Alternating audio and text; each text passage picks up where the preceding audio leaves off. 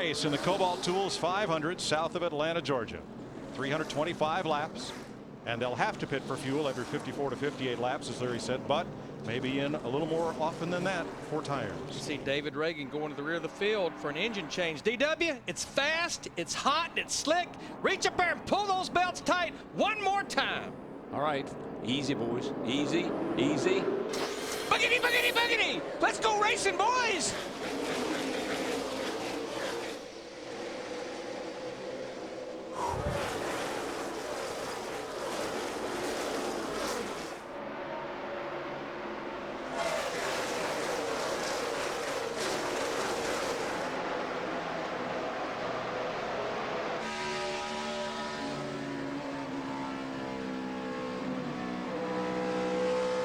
Fifty-year-old Mark Martin's going to bring him around to lead lap one.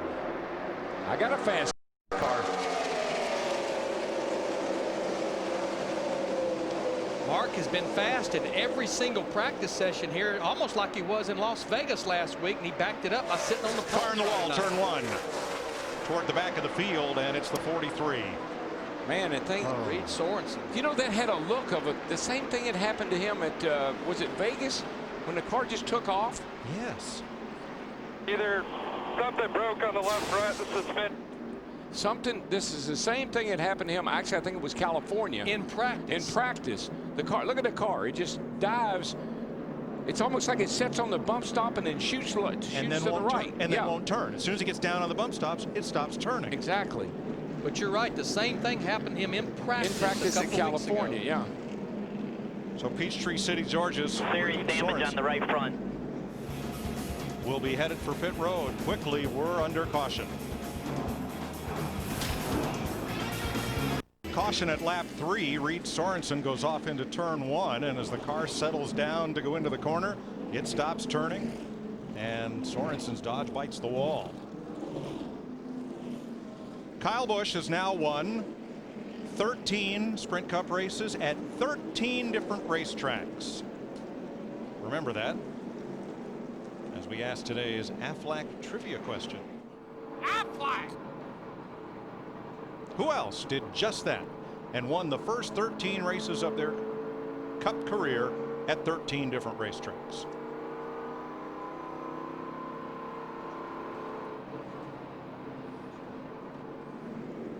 We'll let you ponder that one while we get ready to go green. Mark Martin, Kurt Busch, Jamie Mack, Greg Biffle, Juan Montoya, the top 5. You know, Mike, Jeff Gordon holds the record for the most Sprint Cup Series wins before the age of 25 at 15 wins. Kyle Busch doesn't turn 25 for over a year, and he's got 13 already. Ready for our Claret and Clear to Drive restart. Live Claret and Clear indoors and out. The car really on the move when they dropped the green flag was Ryan Newman in that 39 car. He started back in the 12th position, but he got up to the high side and he was passing about a car every corner. See, what happens is on these starts, everybody fights for the bottom. And if you're brave enough and you're bold enough and your car's good enough, you can pass a lot of people up on the outside early in this race. And he is, and he was. We're back under green. Kurt Busch goes for the lead. Jamie McMurray behind. Here comes Biffle, the 16 on the outside. Boy, I tell you, that 2 car has really come alive this year. They have stepped up. Pat Tryson and that whole crowd. Great job, Kurt. Awesome. Got the new engine. They got a new engineer over there. Kurt is really showing a lot of speed this year. He timed that restart almost perfectly, yeah. He'll lead that lap. He'll get 5 points. Get 5 points for leading a lap in the race.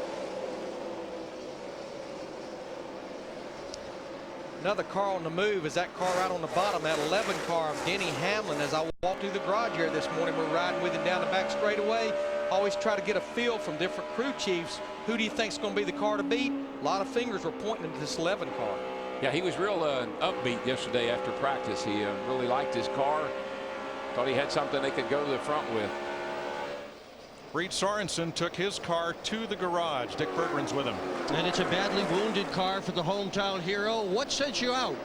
We don't know yet. It's I don't think it was a tire. I felt something in the steering. It kind of went left a little bit, and then felt like something broke in the left front, but maybe in the right front. But whatever it was, it went straight in the fence. And you know, the speeds are so high here that it hurts the car pretty bad. So we're in trouble in this one, but we'll try to get it back out there and try to salvage whatever points we can. He drove it in with the right front wheel at a 45-degree angle, Mike. Wow.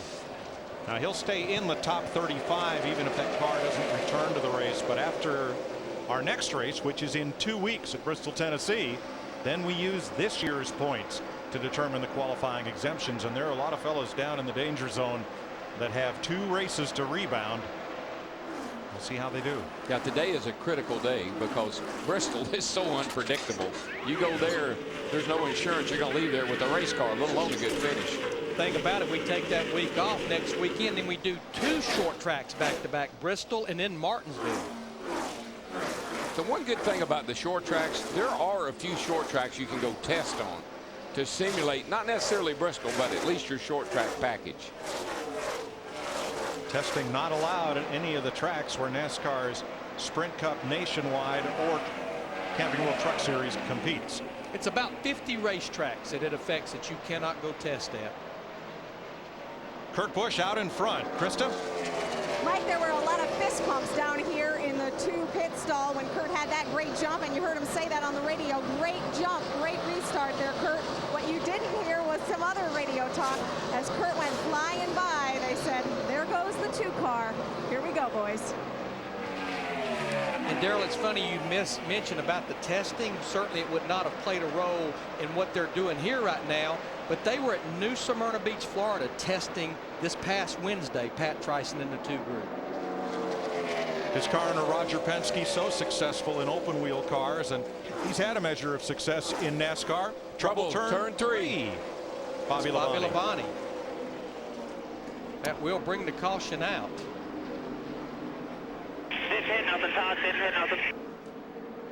This is a guy right here, Bobby Labonte, I thought would have a great day. Coming off that great finish last week, 5th place at Vegas. I am so loose. So loose. I imagine you are. And he's won here 6 times, Yeah. which is the most of any active driver. You'll see the 96 come into the picture. He's up on the outside there. Just right there. The car just turns around right there. It's just like he said, really bad loose when you don't even hardly get to the corner and it spins out. Boy, it was Marcus Ambrose lucky that car didn't slide up the hill. Well, so was Dave Blaney in the 66. This thing just spins out. Totally. Keep going. Good job. Keep digging. Now, one thing I see is that you see that black streak that's going through that turn on a hot sunny day like this. There's tar in those cracks. It's the overlap of the pavement, and that stuff gets mighty slick sometime when the sun's shining. Digger, you better get back in that hole. Here he comes. Well, it was a close call for Dave Blaney in that 66 car. Yep. I would say, boys, if we were at Las Vegas, we could probably go to commercial break, but we're at Atlanta. We're on lap 12. I'm going to say pit road's probably going to be a busy place.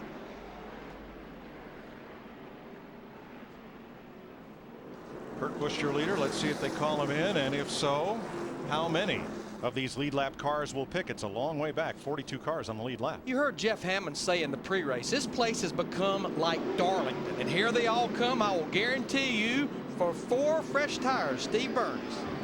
Well, Larry Mack, Greg Biffle in the 16 car says that his car has become snappy. It's over-rotating on that left front. He said it's pivoting, so they'll make a chassis adjustment on the 16, Krista.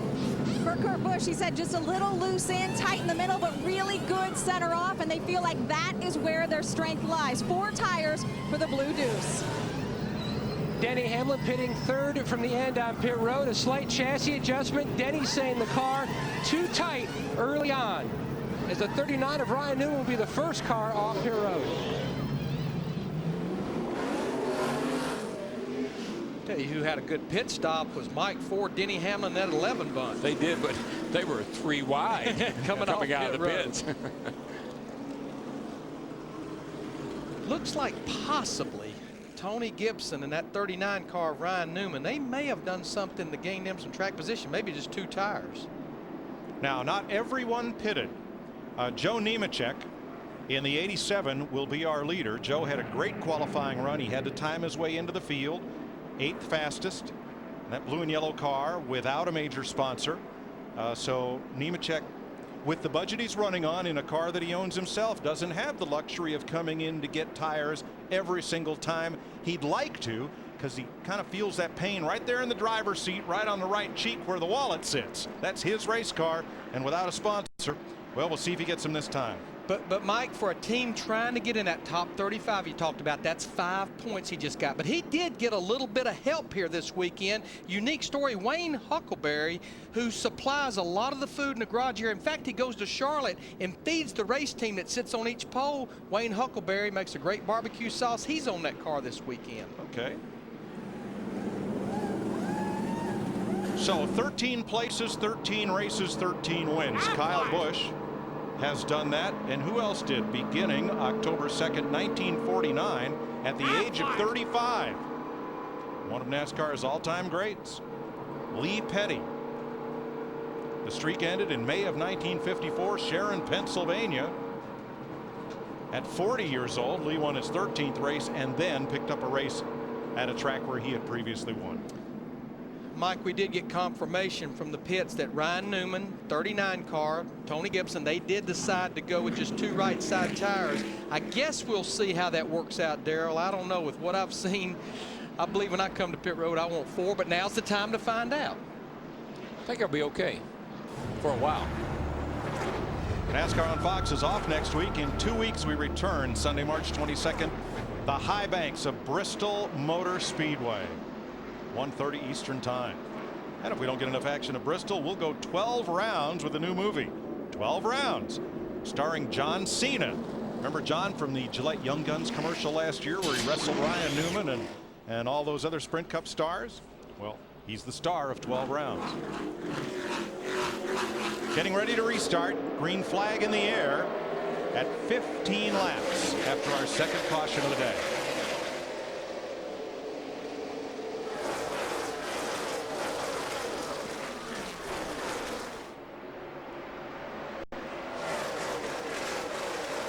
Boy, that 2 car wastes no time. I mean, he just flew around the outside of Mark Martin. Here's Dale Jr. going down underneath the Elliott Sadler there. That car's moving too. It's looking a lot better than it did in practice yesterday. Yeah, he was not very happy. These guys are battling back for about 17th, 18th position. Ryan Newman, the Rocket, had such a pole winning streak here at Atlanta. Man. And here comes Kurt Busch. He wants the front spot from his former teammate. He's got that outside off of 2 over there. He's got it going on now. Started to talk earlier about Roger Penske and the success he's had. Roger flew in this morning. He is up on the roof as one of the spotters for his 3-car team of Busch, David Stremme, and Sam Hornick. We've had a chance to talk to Kurt a couple of times last week, and he said that they had finally kind of pinpointed things that were wrong with their team. A little bit here, a little bit there, a little motor, a little aero, maybe, you know, just a little bit of everything. And they started to eliminate some of those things, improved upon them. And man, that car is fast today. Denny Hamlin, the 11 car. Remember, Ryan Newman in the 39 only went with right side tires. Denny Hamlin in the 11 battling now for second spot, bringing Mark Martin in the 5 with him. Watching from Mark Martin's onboard camera. I mean, Mark Martin just put 4 fresh tires on, and you can hear him already having to play with that throttle coming up off the corner. Yeah, one of the things I always worry about those early stops like that with 12 laps when the caution came out, you'll say there's something wrong with the car. You're like a little loose, a little tight. The crew will adjust the car based on that little bit of information and almost inevitably go the wrong way because the track changes. All right, here's Matt on Ryan Newman. Mike, information and partnerships is the key to success in NASCAR racing, and their corporate partnership with Hendrick Motorsports really proved beneficial this weekend for Stewart Haas Racing as both cars fought loose from the time they unloaded. Newman's car especially loose on entry. Got a lot of information back and forth between the 24 and the other Hendrick teams and really seemed to have helped as Newman's car has been tight from the drop of the green. The 2 tires, great pit call, got him track position, although he is sliding back now to 4th, but Newman pretty pleased with that 39 car now on the tight side. And Mike, Darrell, that's one of those cars that needs a good run here. He comes in here 33rd in owner points. And like you say, after Bristol, it goes to the current owner points. Just had bad luck. Car's really not been all that bad as far as performance goes, just no luck. This is the race from third on back as Denny Hamlin's chasing down the leader, Kurt Busch. And there is Kurt's younger brother, Kyle, last week's winner and yesterday's winner in the truck race, despite a late race restart where he only had fourth gear, let the rest of the leaders go by, and then kind of like Pac-Man just gobbled them all up. Fell all the way back to ninth place with like 4 laps to go. Darrell, did you see that 18 car, Kyle Busch, dip below the apron? And of course, the apron is a different banking than the actual racetrack. That car snapped pretty loose with him. He was loose yesterday in practice. I guess they kind of like it that way, but it may be a little too loose right now. You know, right behind him, need to update our points leader, Jeff Gordon, in that 24 car, started back in the 16th position. He was battling Montoya. There he is, the silver car this week, the 24 car. He was battling Montoya for 10th, and he got by Montoya and then drove away from him. He's moved up to the 9th position. Looks like old Big Daddy's got a pretty good car today. Yeah, they've been on the mark this year. This week, other than the black hood on Gordon's car at a distance, it's impossible to tell his car from Jimmy Johnson. Same color splitter, same color numbers, predominantly silver car.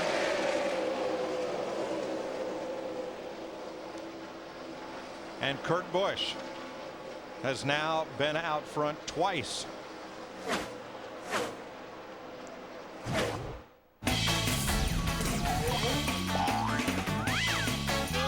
Cut. Stay tuned for more NASCAR on Fox. Kurt Busch is the leader of the Kobalt Tools 500. He won here in October 2002 and has finished in the top 11 here his last 4 races.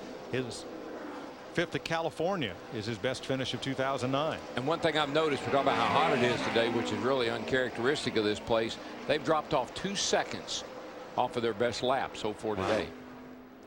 And Kurt has the fastest lap of the race so far at a 30.70. And those 2 seconds is after only about 12 to 14 laps since we had that last restart. I really think that the guys were anticipating this tire was going to be like the one they had last week at Vegas. I've heard a lot of guys say, man, this tire didn't turn out to have the grip we thought it was going to have. I think the tire does. I think the racetrack doesn't have a lot of grip. You know, you got to make a tire to work on this at this track. But I'll say this. I like the people they tested Vegas with. I question the guys they tested here with because it was a different group of guys, and that Vegas test must have been awesome. Boys, I'm going to tell you a car that we have been following. He's almost hard to keep up with. Darrell, you talked to him on the pace laps. Carl Edwards in that 99 car, remember, started in 29th position. We're at lap 31, and now he's racing Jeff Gordon for 6th position. Just drove by Ryan Newman. Well, he had this race won last year. I mean, he was driving away from everybody. Then he had the engine failure. So you got to, I'm sure if you're any of those Roush guys, well, anybody in the field, they got to hope that the old motor will stay together. And here comes 28 car down pit road. Travis Quapple. They're going under the hood of that car. One of the drivers who has always run well here at Atlanta, we thought might have a good day, is one Pablo Montoya, who started 4th, but Dick Bergeron, he has slipped back to 14th. Yeah, and he was one of the tire testers that Darrell Waltrip was talking about a few moments ago, Mike. Montoya scored his first ever oval track top 5 finish, and he did it here in this race in 2007. But the car has not been to his liking since the drop of the green flag. There are some parts of the racetrack where it's tight, some parts of the racetrack where it's loose. Montoya's job, find out the part of the racetrack where it's just perfect. Well, the test here was done by Biffle, Montoya, Hornish, and Scott Speed. Scott Speed's a rookie with not a lot of experience. And you look at the guys that tested Vegas, Martin, Strimmy, Vickers, and Edwards. So that's a lot of information that you're going to get from those guys. Well, Darrell, NASCAR apportions the drivers to go to each of these tests based on 1 per manufacturer, and they rotate the drivers around so no one team gets any kind of advantage. If I was Goodyear, I'd be saying, look, guys, we're going to go with the teams that can give us the best tires. Let's check with Krista. Might want to update you on the 26, Jamie McMurray started this race very good, qualified third on his pit stop, did not make any adjustments other than tires and fuel. He was very happy with this race car. Right now, though, he's dropping back because his car is getting very loose. He's already called for a major adjustment on the next stop. McMurray started third, is running 13th. Yeah, he's falling back some. You know, the car just out of the race, or they said he had a cylinder down, is the 28 car. That's a Roush Fenway engine. Yeah, and of course they had problems last week with 3 of the Roush Fenway cars. And I can't help but remember in the gas and go in the pre-race, Darrell, that was one of Chris Myers' questions. Did we think we'd have engine problems? I think a lot of people anticipated the pace was going to slow down, which brings the RPM down, and maybe we wouldn't have the problems we had last week. Well, Quapple is out of the top 35 in owner points. He's only got 1 race to rebound before we start using 2009 points to help set the field. Carl Edwards continues his march toward the front. Mike, I know you asked me at the top of the show that the caution flag was the crew chief's best friend. I don't think Bob Osborne, Carl Edwards' crew chief, I don't think he wants to see a caution flag because that car is good. I think that last practice was their best friend yesterday. Here's Matt. And Mike just moved up to the 4th position. Now, Carl Edwards was surprised they didn't qualify any better than 29. The car was great in practice, then it was too tight in qualifying, and then too tight in both sessions on Saturday. They made a number of adjustments. It was free during the first run, but now it's gone back to the tight side a little bit, but he's definitely on the move. He also told Bob, and Larry Mack, you'll know this from your days being on top of the box. Information's everything, so you know how to plan for your next stop. He told Bob Osborne, I've dialed some rear brake into it so they know what he's doing inside the cockpit to help the handling and what they're going to have to do in the pit on their next stop. Yeah, I mean, as a crew chief, you want to know what the car's doing at the beginning of a run. You want to know what it's doing about 30 laps into a run where we're at right now, and then you want to know what it's doing near the end of the run. That's information you need for later on in the race. You know, that rear brake thing makes me nervous, though. You just get too much rear brake in any car, and it's going to lock those rear tires up because you don't want to spin out. That's something a driver really has to concentrate hard on, not getting on those brakes too hard and locking those rear tires up. And we do need to mention these cars have 2 master cylinders, one for the front wheels, one for the rear wheels. There's a knob that driver can adjust, a little more front, a little more rear. A little more rear will help the car turn, but as you said, Darrell, can get you loose getting in the corner. Fine line. 10th place battle. Dale Earnhardt Jr. in the 88 tried to hold on to it, but could not hold off Kyle Busch, who moves into the top 10. Jr. and Ryan Newman fighting for 11. Ryan Newman's doing pretty good on those. Let's see, he got 2 tires right. Right, at lap 13. 2 cars out of the race. Travis Quapple lost a cylinder, as you mentioned, in the 8's Ford. And in the James Finch 09, Mike Bliss is out of the race with overheating. We anticipate that they're going to get that 43 car of Reed Sorensen back out there, as he said in his interview. Kurt Busch with a 6-second lead on Denny Hamlin after 40 laps.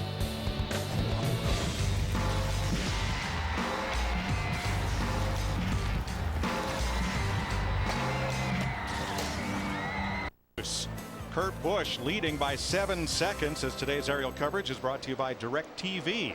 Now get over 130 of your favorite channels in high definition. Heck, I don't see where it's any different any other week. A Busch is leading. Just a different Busch. Now, top of the screen, Mark Martin. There are the positions: 3rd, 2nd for Denny Hamlin, and 4th in the lower right for Carl Edwards. All these cars have clear track in front of them, except Bobby Labonte. You know what you know what we need on all those cars is an angle finder, because every one of them are sideways. They're going sideways through the corners.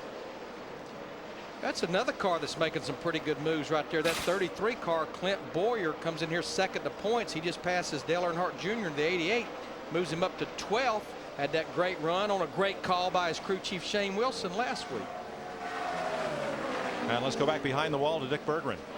Well, last week, high engine RPM was blamed for several of the engine failures that we saw in Vegas. Travis Quapple is in the garage. Were you running high RPM today? Same as everybody else, I think, you know. Just out of the blue, just kind of went down a cylinder, started missing.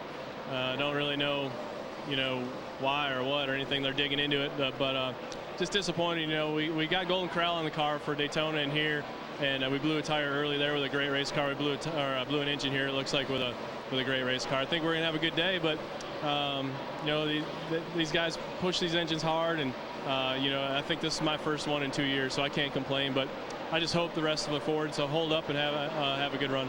Well, if the driver has to stick his neck out, Mike, the engine builder has to stick his neck out too. Thanks, Dick. Kurt Busch has the fastest lap of the race. He has a 6.5 second lead on Denny Hamlin, and Hamlin is not eating into that lead a bit. Now they're kind of just maintaining. Now right now Denny Hamlin is the top running Toyota, but another Toyota that's been making some moves is the 83 car Brian Vickers. Started back in the 17th position, finished 8th at Las Vegas. Remember at Vegas, he was one of the Toyotas, had to go to the rear of the field because of an engine change. This is just the type of racetrack that Brian Vickers, even when he was driving for Hendrick Motorsports, he always liked the big 1.5 to 2 mile racetrack. Yeah, he's really good at Charlotte and some of those places just like this. That guy's going to win a race. He's another one of those guys that we're all just waiting for him to win his next race. There are Toyota top performers so far: Hamlin, Vickers, and Kyle Busch. Here's Steve Burns. And Mike, Brian Vickers talking to crew chief Ryan Pemberton, saying that his car is just still a little bit loose when he gets on that throttle. Thanks, Steve. Boy, Larry, it just seems you fight loose here all day long, and if you set the car up tight, all you do is just scrub the tires right off it. Yeah, I mean, and that's like walking on a tightrope. I just think these guys, they've got these cars turning so good now. They've got the front end working good, and then you add in how hot this track is right now with the loss of grip. I think that's why everybody all week long has been fighting loose. Well, the turns are so big here, Mike, and so you're in the corner. The mile of this racetrack is corners, quarter-mile straightaways. So if you get it too tight, then you're just got the wheels cranked so long that you use up the right front tire. It's interesting, after last practice yesterday, several drivers were asked about tires and about the race tomorrow, and some of the most prominent ones said, I can't tell you because we haven't raced this package yet. And they were very reluctant to say what they thought the track would be like and what the handling characteristics of the car or the tire wear would be like. So it just sounded like an awful lot of uncertainty or skepticism about what they were going to see on the track today. Yeah, I think a concern was the tires were not wearing. The tires are just getting, you know, they're just starting to skate after a while. That was a concern everybody had. Starting to see some green flag pit stops. This is a little early, but this was one of the cars Sam Hornish Jr. in the 77 just went a lap down. They decided, hey, let's get the pit road and make this thing better. 25 cars are on the lead lap, led by Kurt Busch for Roger Penske. Led 48 of the 58. Only 2 cars have made pit stops under this green flag run, and they are both Busch's teammates. Sam Hornish and David Stremme have been on pit road. And one of the things that always concerns me here at Atlanta, because it's a really fast racetrack, getting on pit road. Not just getting the car slowed down, but not getting run over when you're trying to slow down still up on the racetrack. So we got to keep an eye on that. Scott Speed and Joey Logano, the Ray Bestis rookie battle for 2009. As you have a look at Logano, who currently runs in 33rd. Time for today's Home Depot rookie file. Here is Joey on his season's progress so far. We came along a lot since Daytona. Me as a driver, I feel I've grown a lot. You know, just getting used to these cars, getting used to what I need in the car to tell Zippy and tell the guys to be able to work on the car. I think that just takes time to get used to these things. They drive so different than any other race car out there. So yeah, it takes a little time to get used to it. But I think after last week in Vegas, it gave us a lot more confidence, including the team and me. So I think we should be all right. They ran all the laps last week. Mission accomplished. More of the same here as David Rudiman pits along with Dave Blaney in the 66. Yeah, I saw Dave Blaney in the 66. He was actually on the apron on the backstretch, like there may be a problem with that 66 car, Krista.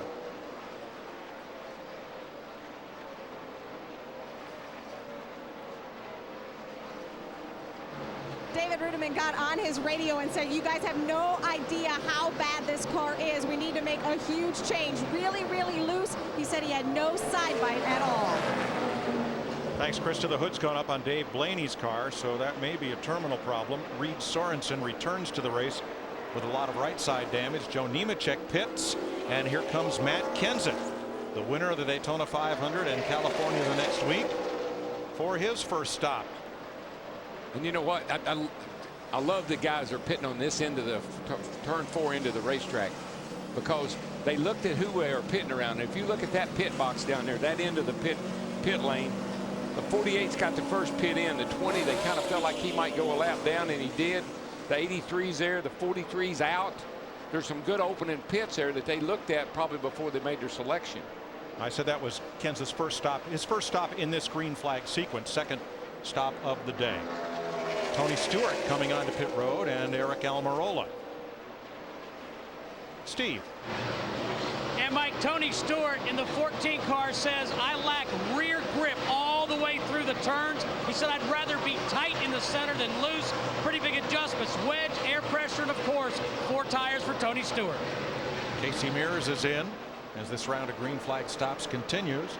They pushed Dave Blaney's car to the garage area after closing the hood. John Andretti's also in, and Kyle Busch. I think he tried to get to pit road and could not get on. Jamie McMurray is in, so is Bobby Labonte and Michael Waltrip, and here comes Elliott Sadler. Krista. Well, Jamie McMurray has been complaining of his race car being way too loose. He had called for a major adjustment. The crew's over the wall on the right side. Jamie's saying he's just skating around out there. They definitely were needing the tires on this stop. Jeff Gordon, Scott Speed, Joey Logano, Dale Earnhardt Jr. all on pit road. And Ryan Newman, Kevin Harvick in as well. Matt? Same problem for Jeff Gordon that Dale Earnhardt Jr., his teammate, is experiencing. Just too free on entry. Jr. says he was backing up his corner, trying to help get the car to roll through the center and to be good on exit. But he says, I'm really losing a lot of time on exit. Krista? Well, Matt, we had talked about how Kyle had no front and rear grip. He actually got on the radio back on lap 51 and said, when are we going to get this over with? Meaning he needed to come in for a stop. Steve? Well, Krista, the problem for Brian Vickers, who as he sees already in his pits, is I am loose on throttle. That's the problem. They're clean off the grill as well, Matt.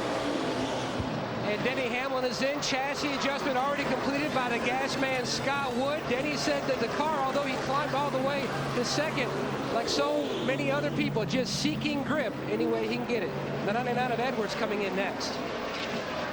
We had a tire get loose on pit road, and that's brought the caution out. Yeah, they've had to waive the caution because a mechanic walked out halfway out to the racing surface to get it. It's from Marcus Ambrose's car.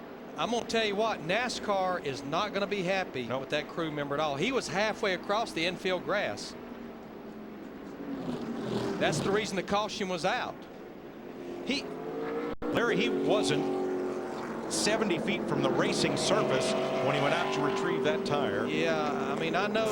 Just bad judgment. He thought he was there probably. You see the tire he thinks right he was there. doing a good thing. We saw the tire rolling out there. You can see it's halfway across that grass. He's thinking it's going to roll out in the racetrack, so I think he was obviously wasn't thinking clearly enough to know not to do that, but still he probably thought he was doing a good thing by retrieving it. Well, back in the 60s, photographers used to stand in that grass to shoot pictures of the race cars going around. That was a long time ago. Let me tell you what this caution has done. We only have 6 cars on the lead lap because a lot of our guys up front, like Kurt Busch, Jimmy Johnson, Clint Boyer, Martin Truex Jr., Carl Edwards, Casey Kane, they had not made their green flag stops yet. Denny Hamlin will be the recipient of the free pass, and yes, this caution flag caused by a crew member entering an unapproved area has left us just a handful of cars on the lead lap. Wow, this changes everything. What will happen, though, a lot of the cars here, you see Kurt Busch come to pit road, a lot of the cars that just made their stop, they're going to stay out, and they'll be at the tail end of the lead lap. So here comes Kurt Busch, who has already led 58 laps today. Krista? Well, Kurt Busch and his car they have changed a little bit. It was just loose in. Now he says his number 2 is a little loose off also and tight in the center. But he's actually pretty happy with it. He said it's doing a great job pivoting the right front. Track bar is the change. Dick? Clint Boyer had been running in the 9th position, but 6 people pitted ahead of him before the caution flag. That gave him 3rd spot. He has a car that is performing extremely well, Matt. Carl Edwards was going to pit the next time by, and then the caution came out. Edwards reports to Bob Osborne as he comes to a stop in the box. It's too tight in the center. His biggest issue, though, loose on exit. In fact, another team spotter told his driver the same thing, that on the bottom, the 99 was not as strong. Bob's going to try to fix it. A little slow. They've got to get the jack up even more. Had trouble getting that left rear tire off. Long stop, luckily under caution, and not a lot of cars to deal with. Well, they made a great move as Edwards was on pit road when that crew member ran out to retrieve the tire. And as the caution flag waved, they waved Carl right on through so he wouldn't lose a lap on pit road.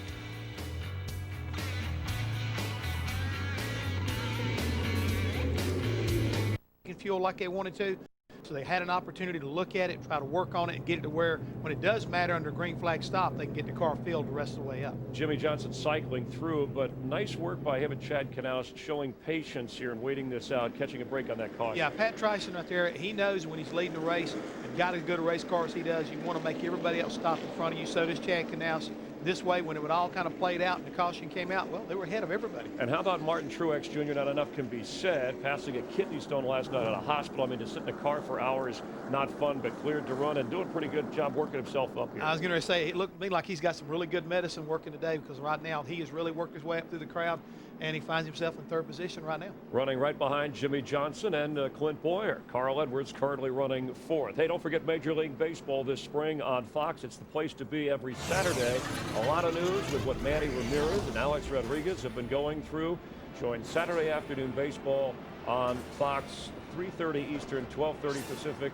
They'll keep you up to date. It starts April 11th. And to vote for the AT&T Fastest Pit Crew of the Year, go to your AT&T phone and text in the winner. Jeff Hamill will vote along with you. We appreciate that. And that has been an AT&T Race Break. Well, here's the situation, Chris. 8 cars that had pitted under green stayed out and were picked up by the caution car. So they are on the tail end of the lead lap in front of race leader Jimmie Johnson. And they've called off this restart. They're going to go around one more lap. One thing I don't understand is there's a bunch of cars up here that appear to be arguing over position here, and I'm not sure what's going on. Tony Stewart in the 14 seems to be one of them. And Mark Martin. I guess Mark's on the... Stewart is on the tail end of the lead lap. And if you're on the tail end of the lead lap, you have choice, but not when you're a full lap down or on the tail end of that lap. What he means by choice, inside line or outside line. I think Stewart thought he should have been the first car on the inside for this restart. Now Ryan Newman, another of the lap down car, his teammate, just in front. But there are 8 drivers in front of the race leader, who is Jimmie Johnson, because Johnson waited and made his pit stop under caution. But I think Tony is right. I think if you're at the tail end of the lead lap, you have a choice of where you can start. Well, you do, but a gentleman's agreement, courtesy, if you're on the tail end of the lead lap and the inside line is open, you should fall to the inside. Yeah. So Jimmie Johnson, our leader, is going to restart 9th in the outside row. But everybody's goal up there at the front is to keep Jimmie Johnson in the 48 car as far back as possible, because he's the leader of the race right now. And if the caution came out, everybody from Montoya forward would get to come around on the lead lap. And because the pace car would pick up Johnson as the leader. This is always so confusing, and I never liked this. I wish there was a better way. Green flag.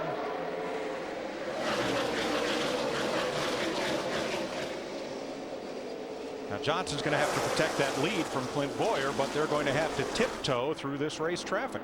3 wide already in 2 places.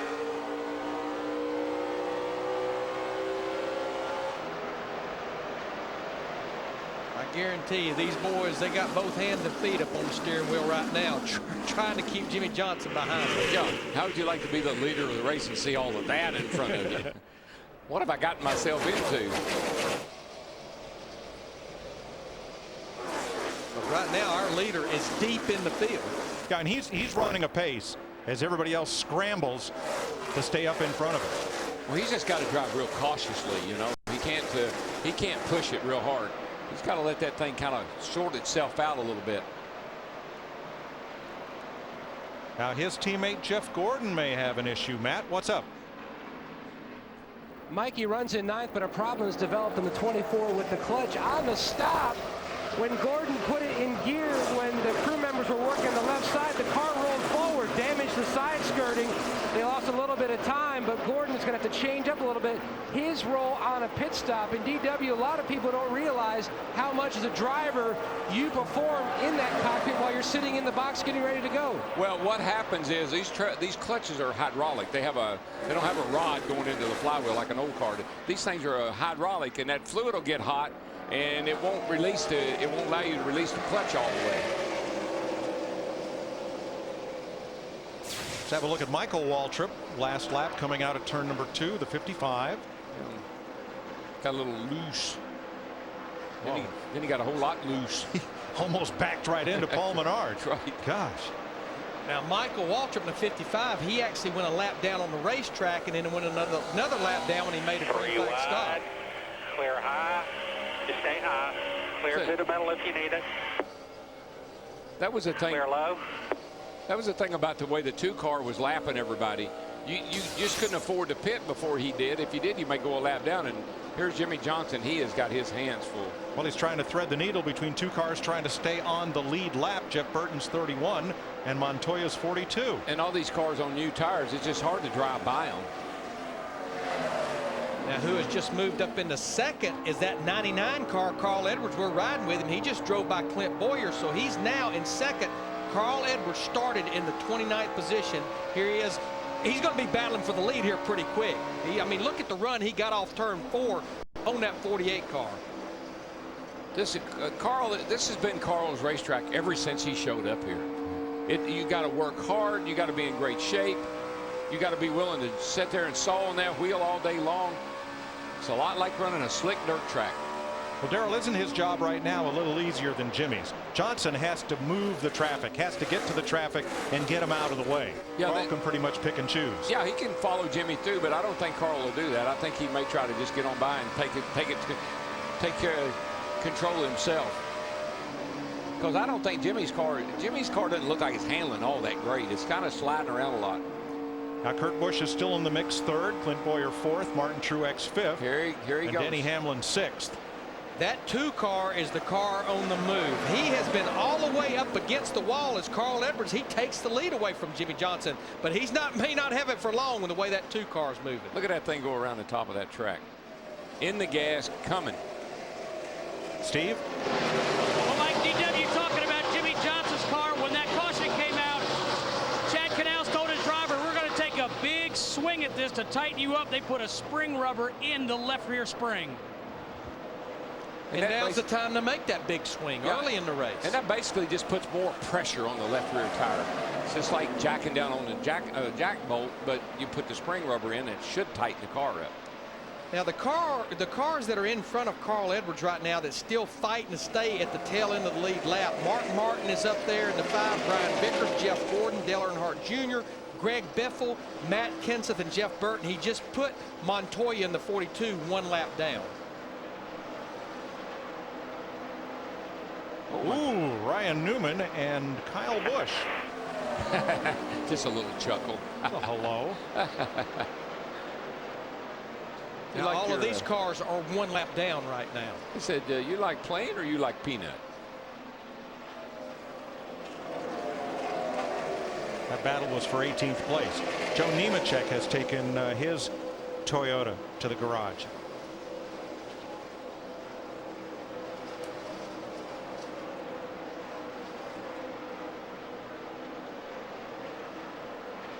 Here's a look at Junior in 10th now.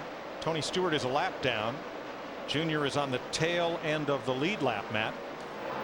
And Mikey's working the bottom. Typically, we always see Junior at places like Atlanta and Michigan just rim riding the old Richard Petty, Harry Gant line. Junior has been loose almost from the get-go. And Junior said, going back to last year, the setup here is like apples to oranges, completely different. Trying something a little bit different that may pay off as they go into a different direction later on in the year. He says the mindset coming in, though, for this place, especially this year and with this tire, you've got to think like you're racing at the old Rockingham or Darlington Raceway. Yeah, Junior said that the setup in his car this time is totally different than anything he's ever run before. Kurt Busch has gone to second. He's passed Jimmy Johnson, or excuse me, to third. Clint Boyer remains in the second spot. As after the caution flag, drivers trying to work their way back up to where they were under green. So Kurt is now third, 1.8 seconds off the lead. You know what I want to explain right here, because it is very confusing, as Darrell said, is why is Kyle Busch, Ryan Newman, Tony Stewart that we saw racing, why are they one lap down and the rest of those cars at the tail end of the lead lap? Problem is those guys lost a lot more ground through the cycle of green flag pit stops, and that put them behind those guys that made those pit stops under caution. That's the reason they ended up going a lap down, then they got passed on the restart. Just take your time. I kind of like the deal that some of the other series do, where when you get caught like that, you're sent on around and you actually start at the end of the field. And then the pace car waits for the leader to set them up for the restart. Exactly. Cleans everything up. It's not so confusing. But that does kind of give those cars on the tail end of the lead lap quite an advantage getting to come around. It makes it easier to understand, but it would certainly change the strategy of the race. Darrell, take us around with Carl Edwards, the race leader. Well, let's see where Carl is. Let's listen to the throttle. Watch the RPM. Trying to pass his teammate here, Jamie McMurray. And you can see how hard it is to get under somebody and complete a pass. Going down the back. It's not that long. Drop it down on the bottom. Try to ride that white line. Play with that throttle. Try to get back in the gas as soon as you can and slide up in front of that guy you're racing. It's just a lot of finesse, a lot of wheel, a lot of working the throttle. Takes a lot of finesse and a lot of energy. 11 cars on the lead lap, 5 of them on the tail end of the lead lap, hoping for a caution. Will they get one? About stock car racing. Get the answer now at ask.com and enter the ask.com NASCAR challenge. You could win a trip to Talladega from the official search engine of NASCAR. I got a good trivia question. What president once worked here? It's good. You're getting ahead of the show. Oh, is it coming? Is that one of them? Yes. Oh, wow. Yeah. He was a great friend of Speedway Superintendent Alf Knight, who counseled him on whether or not he should run for president. Wow. Imagine that. I didn't know that. Guys, Dale Earnhardt Jr. in this 88 car is working his guts out right now, trying to stay in front of Carl Edwards in the 99, because remember, Dale Earnhardt Jr., one of those cars at the tail end of the lead lap, and he keeps fighting back with this 99 car. Well, he's now the 1 car in the free pass position, Larry. Not sure for how long, because Carl Edwards is now setting a pretty good pace, and that leaves us just 9 cars on the lead lap at the moment. We got some little mini battles going on everywhere.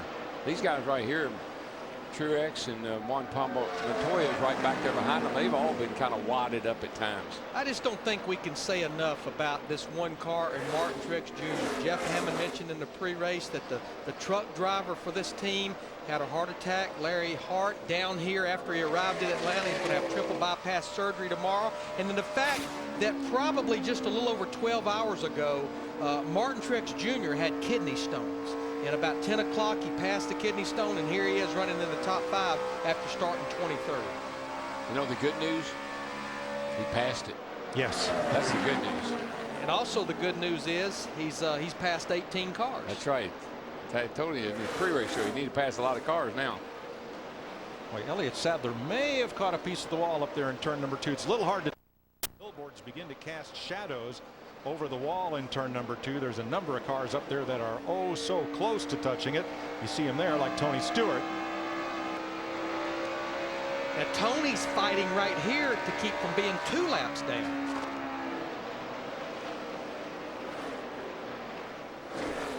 Now on that restart, you know who just took off away from the field? Our pole sitter Mark Martin. He was one of those tail end of the lead lap cars. But he has scooted away from everybody. Well, you can see right there, Mike, almost a half a lap in front of Carl Edwards. He gained 13 seconds on Carl Edwards working his way through traffic. It's 13 seconds from Mark Martin back to Carl Edwards, so Mark should have no trouble staying on the lead lap. No, and he's going to, you know, he can actually get his lap back the hard way, drive it up at the pace he's going. But that's the thing about. Nice lap. That leader has not been faster than you all run. That's true. The thing about Mark is, right now you're seeing what he can do. If he was on the lead lap and the race was just going normal for him, he wouldn't be running this hard. But right now you're seeing what he can do. He just ran a 33.58. Our leader ran a 34.07. That's a half a second. Problem for Juan Pablo Montoya's car. Dick? Flat tire for Juan Pablo Montoya, and right behind him, Bobby Labonte is liable to be pitting soon as well. He says he thinks the engine is in the process of blowing up. That's another Roush Yates engine. We're riding with him here. Let's listen. I hear it. It's not missing, but it's got that intermittent kind of different sound to it. Let's watch the RPM. We know this deep into a run, we probably should at least see 9,091. Let's see what kind of RPM it turns. Oh yeah, it's flat. You can hear it going down the front here. It's pretty flat. 8,400. Yeah, so it's definitely down on RPM. That's a broken valve spring. That's what they sound like when the spring breaks. Next thing you'll see is a little smoke out of it when the valve hits the piston.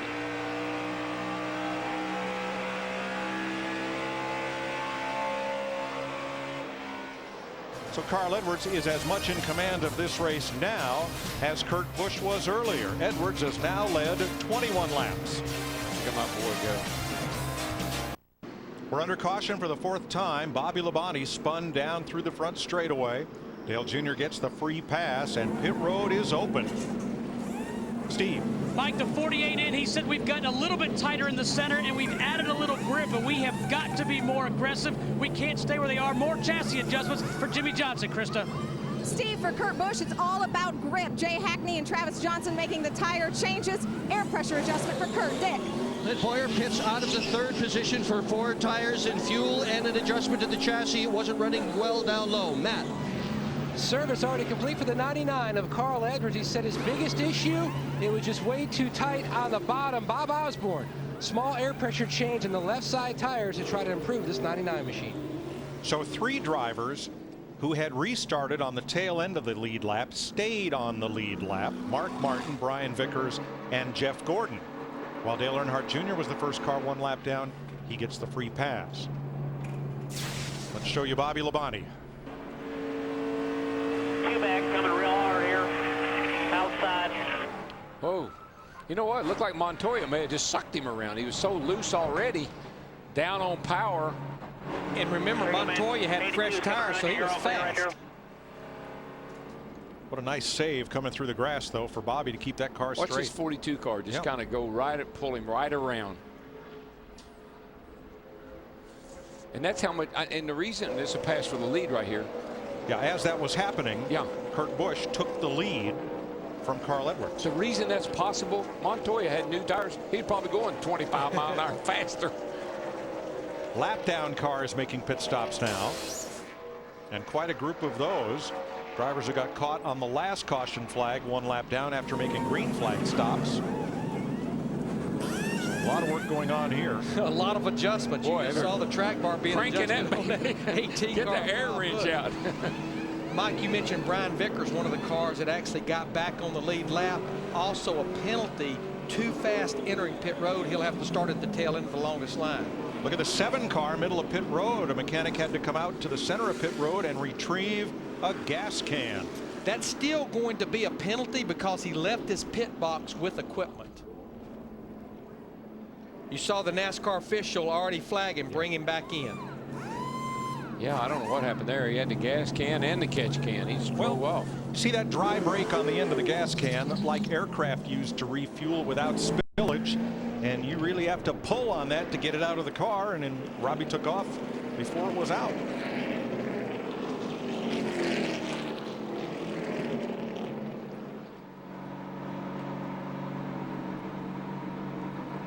So Carl Edwards led most all of that green flag run right up to the caution flag when Kurt Busch took the lead away just before the caution. But our Ford Drive One moment today is all about Carl. 2005, where he recorded his first career Cup win. A bold move on Jimmy Johnson, beating Johnson to the line. by less than 3/100ths of a second. Want to win a Ford Fusion?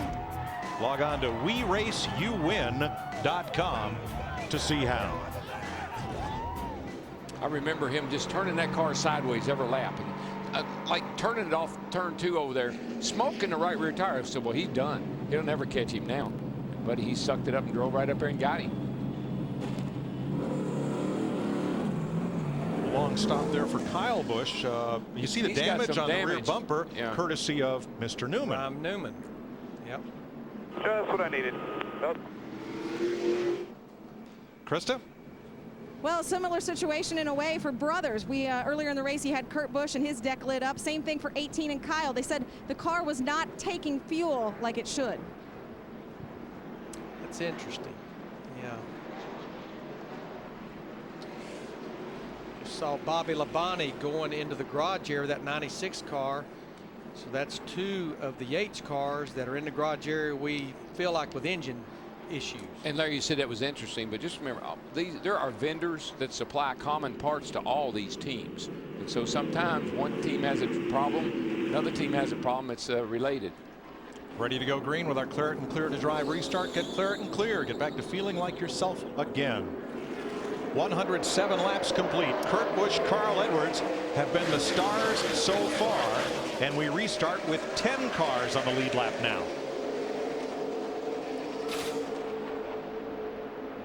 It's Montoya in the middle. Log jam right there. Montoya's going nowhere except back.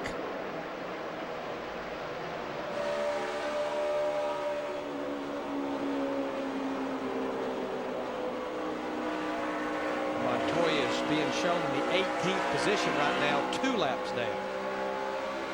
We have about 7 cars that are 1 lap down. Well, when you got 4 fresh tires, right now is when you got to do everything you can do, because the times will start to fall off after about 10 laps. So pass all of them you can.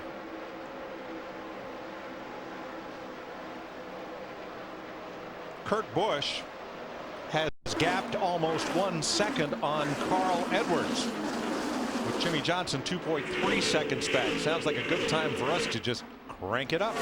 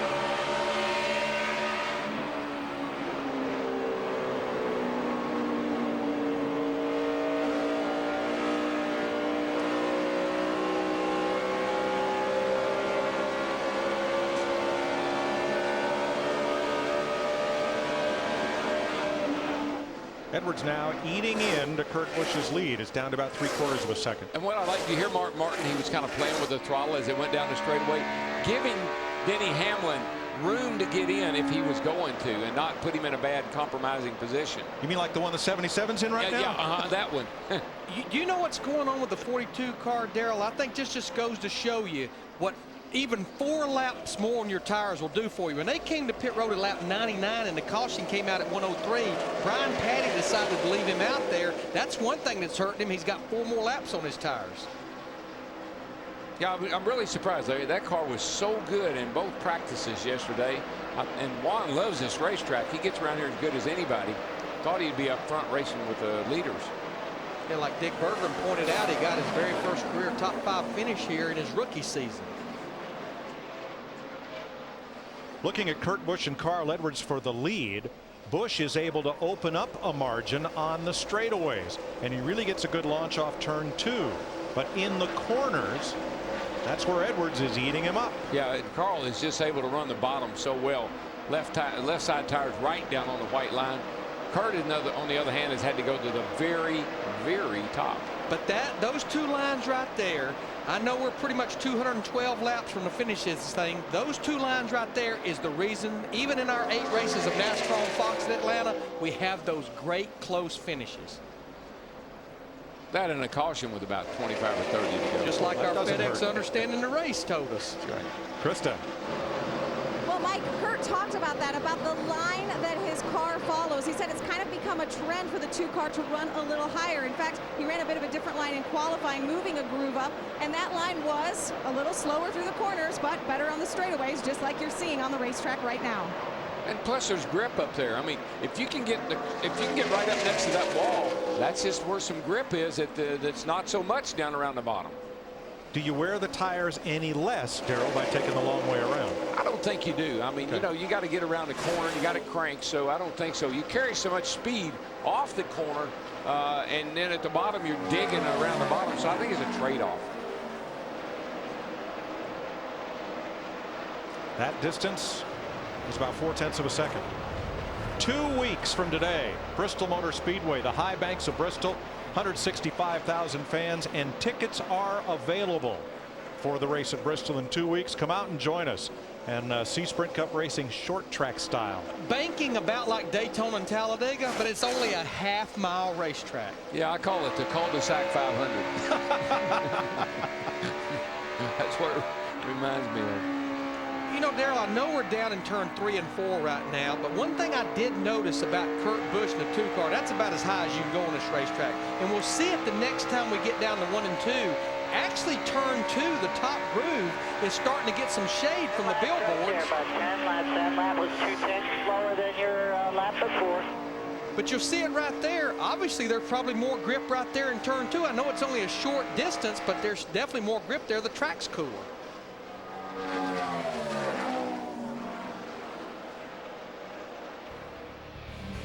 So Kurt Busch has opened it up to a second once again on Carl Edwards with Jimmy Johnson, Clint Boyer, and Jeff Gordon, the top 5.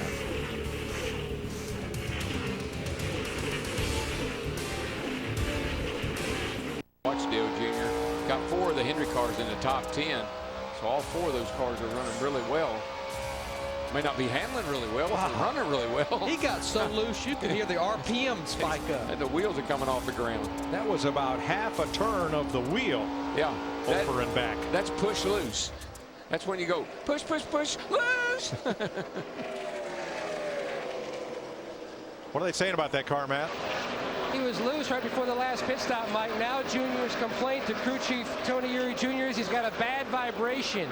Telling Tony Jr. feels like that the vibration is coming from the brakes. Yeah, we definitely have seen where these guys are using some brake here. In fact, we remember Carl Edwards was actually adjusting his brake bias on the car.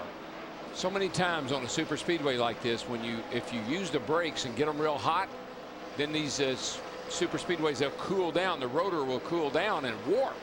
And every time you touch the brake, it'll make the car vibrate. Kurt Busch, the leader, and the Penske team, along with the Gibbs teams, have had questions about how quickly the fuel is able to go into their race cars today. Jeff Hammond down at our Ford Cutaway car. What's up with that, Jeff? Mike, it's kind of confusing, but let's try to explain it to you so you can understand what's going on. This is where the fuel receiver, where the fuel goes in. This is the overflow valve. If you look inside there, you'll see it's like block solid. You have to take the catch can, insert it. That opens the airway to allow the fuel to flow into it. And Mike, you were talking about the fuel receiver. This is something they use in the aircraft industry. It pulls back when you insert it in here. That makes it open up where the fuel can flow in. If there's a restriction as far as this overflow or check valve is concerned, that could keep the fuel from getting in there. To me, that's what these guys were working on. They were working in this area here. That's one reason why it wouldn't take fuel. If that valve is shut, it will not take fuel. So that's what I think they were working on.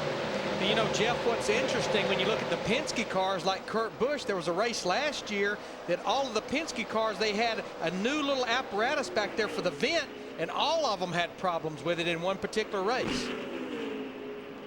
And that couldn't be right now what's going on. Again, everybody's trying to speed up this part of it. And Larry, as you know, if you can get the car to take the fuel faster, the tire changers, well, if they can do their job, you can pick up a lot on pit road. And we all know you got to get these things full, though. That could really mess you up. And I mean, this gambling or messing with things back here may be what the problem is today. Thanks, Jeff. Joe Nemechek back in the race after spending time behind the wall with brake trouble. Look at Sam Hornish and Bill Elliott in the Wood Brothers 21 limited schedule for that team. Bill's running 17th. Way better than where he started. Not bad. Started back in the 35th position. And what's so funny, Mike, and it's kind of what's great about our sport. It wasn't long ago, you know, you did the rookie foul on 18-year-old Joey Logano. Here's Bill Elliott, 53 years old, 44 career wins. He won the championship in 1988. He's from local town Dawsonville, Georgia. He's making his 60th start here at Atlanta Motor Speedway. Yeah, this is Bill's home track. Yeah. I mean, he owned this joint. 5-time winner here. Yeah, and you know, Morgan Shepherd won this race at the age of 51. So the way you have to run this racetrack, and particularly in this car, experience is one of your best friends here, I can tell you. You know, I say this in a positive way. I just feel like the Wood brothers own the 21 car. Being a single car operation, they're much better off this year doing what they're doing. A limited schedule. They showed up at Daytona. They were fast. They showed up here. They've got a good race car. I just think David Hyder and that group electing to go with a limited schedule is working out much better for them. Well, that's what they did for years. And like you said, they got a great car. It's detailed out. They were bragging how great the car looked, brand new. Hyder's got a chance to make them nice. They show up, they race good. Well, back in the day, the Wood brothers would run all the super speedways and the road course at Riverside, California, and they'd run one short track a year, Martinsville, just over the hill from their shop in Stewart. Let's go now. So Bill in 17th place. He's a lap down, as are about seven cars 1 lap down, and a whole group 2 laps down. Meanwhile, Kurt Busch 5 seconds up on Carl Edwards now. David Rudiman back in 30th place is one of those 13, make it 15 cars 2 laps down. Krista. David Rudiman, we talked about earlier in the race how he was so loose he could barely drive the car. Well, they have more problems. Rudiman coming on the radio and talking about the motor being a little slow. They're actually down a cylinder right now, running on 7 cylinders, the Aaron's Dream Machine. My goodness. That's a Toyota, and of course they've been having some oil pressure and oiling problems. I'm not sure what this is all about. Remember, that car came in here 5th in the Sprint Cup Series points. 133 laps complete with Kurt Busch up on Carl Edwards now by 6 seconds. To you by DirecTV. If you call yourself a sports fan, you've got to have DirecTV. 139 laps complete. Watch this 77 of Sam Hornish. He's fighting that car 3 laps down in 35th. He's the hardest working man in show business. There he is just in front of Michael Waltrip. Watch this. Now you want a definition of evil? That's evil. I mean, nobody can drive a car like that. I think it's doing, and that's not the first time it's done it. He's definitely got his hands. And just remember, when he turned off in that corner, probably well over 180 miles an hour. That won't be that fast next time, I bet you. Do what you can out there, man. 34.9. 34.9. 35 seconds around this track. And that's speeds we ran back in the 60s and 70s. Spotter called in, said he thought that, oh boy, thought Hornish had hit the wall. He radioed back. He says, I didn't hit the wall. He says, I'm just loose. They need to bring him in and work on him. Oh, he'll be in soon. One way or the other. But Darrell, now, but still, to fight that car and to keep turning those laps with that car in yaw that much, that takes some talent. Yeah. And the crew keeps telling him, just hang in there. Oh, yeah. Good grief. Battling Scott Speed there. They are racing for position. Yeah, they're both 3 laps down. A lot of cars got lapped early when they had made green flag pit stops and a caution flag came out before pit stops had cycled through. That's why we have 7 drivers who are 1 lap down, and we have 12 drivers 2 laps down. Montoya on pit road. This is a little early, but remember, he has not been to pit road since he made that green flag pit stop on lap 99. But it's still a little early. It's about 43 laps since he pitted. And he is 3 laps down. Can't take it anymore. Let's check with Steve. Mike, it seems like everybody is screaming loose in the race car. Jimmy Johnson says, I'm a little better in 3 and 4, but I am loose on landing. Matt? Teammate Jeff Gordon, Steve, who runs in the 5th position, he says his car is just so loose he's lost the drive completely off of turn 2. Steve Letarte told him to go ahead and turn off the fan that's on the right front tire to try to build up pressure to try to change the balance. He also told Jeff, the way it's looking, we may be entering into a green flag stop scenario. If that's the case, wait until we have dropped the jack before you put the car back into gear and engage the clutch. That should take place around lap 155 to 160. Looks like their next window. Yeah, we should be about 12 to 14 laps away from a pit stop. But that's interesting about the blowers. Each tire, they put a blower on each tire that's a lot like the blower where you blow the fumes out of your engine compartment on your boat. And they have a switch for each blower. If the car's loose, they'll cut the right front blower off. Just like Matt reported, that lets the air pressure build up more in the right front tire. If the car's tight, they'll cut the blower off the right rear. I don't think anybody has that problem right now, and that'll let the pressure build up in the right rear tire. Kurt Busch 9 seconds up on Carl Edwards. Great battle right here for 5th. We'll pick it up when we come back. The Kobalt Tools 500 on Fox is sponsored by Verizon Wireless. Get the inside track from Penske Racing and race analysis, plus highlights and high-speed action, all on VCast from Verizon Wireless, America's largest, most reliable wireless network. We're about 12 laps from halfway and about 8 laps away from green flag pit stops. Once again, Sam Hornish, the first to stop in this green flag sequence. Kurt Busch, your leader, he's been out front for 107 laps in the Blue Deuce. The last time he led more than 75 laps in a Sprint Cup race was right here in Atlanta in October of 2007. He leads Carl Edwards by 9 seconds, Clint Boyer by 12, Jimmy Johnson by 12, and Mark Martin continues to run just ahead of Jeff Gordon in that great battle that's been ongoing for 5th place. Pit stops coming up. Time for an AT&T race break. Chris Myers. And Mike, interesting, Kurt Busch led 164 laps all of last year, and as you said, already on his 108th lap leading here. Jeff Hammond, as we get ready for these green flag stops, do you anticipate the same Kurt Busch, Carl Edwards combo?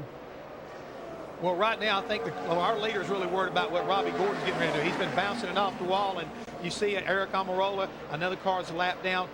Kurt's trying to be real smart here right now. He's got a very fast race car, and I think he and Pat Tryson, they're going to try to make everybody stop if at all possible before they have to, just like they did in that first round, which they were able to get a lot of guys a lap down. But he is incredibly good here today. I mean, right now he is just, I mean, basically he's putting it on these guys.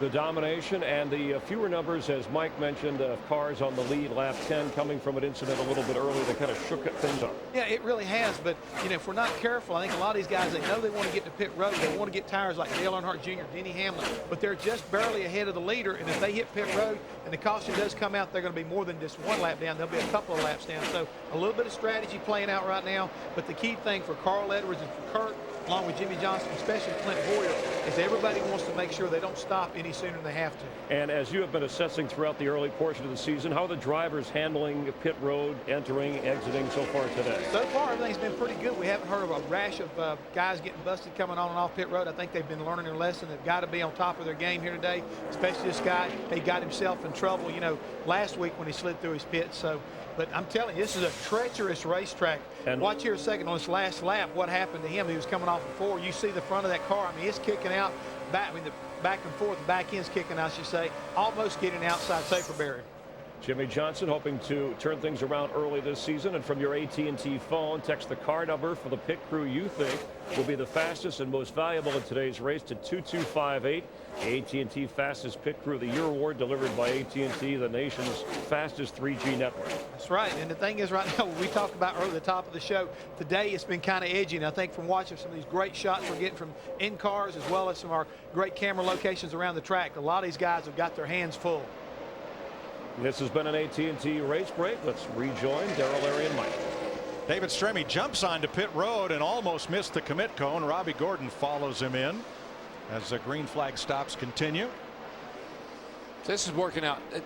Kyle Busch, Kurt Busch today, this race is working out perfectly for him. You know, the Dodge notoriously don't get great gas mileage, but today gas mileage is not the problem. It's who can get the most miles out of their tires. The way his car's handling, he can stay out there longer than anybody else, still run really good lap times. Caution's out. Uh-oh. Caution in turn 2, and that catches Stremme and Robbie Gordon on pit road.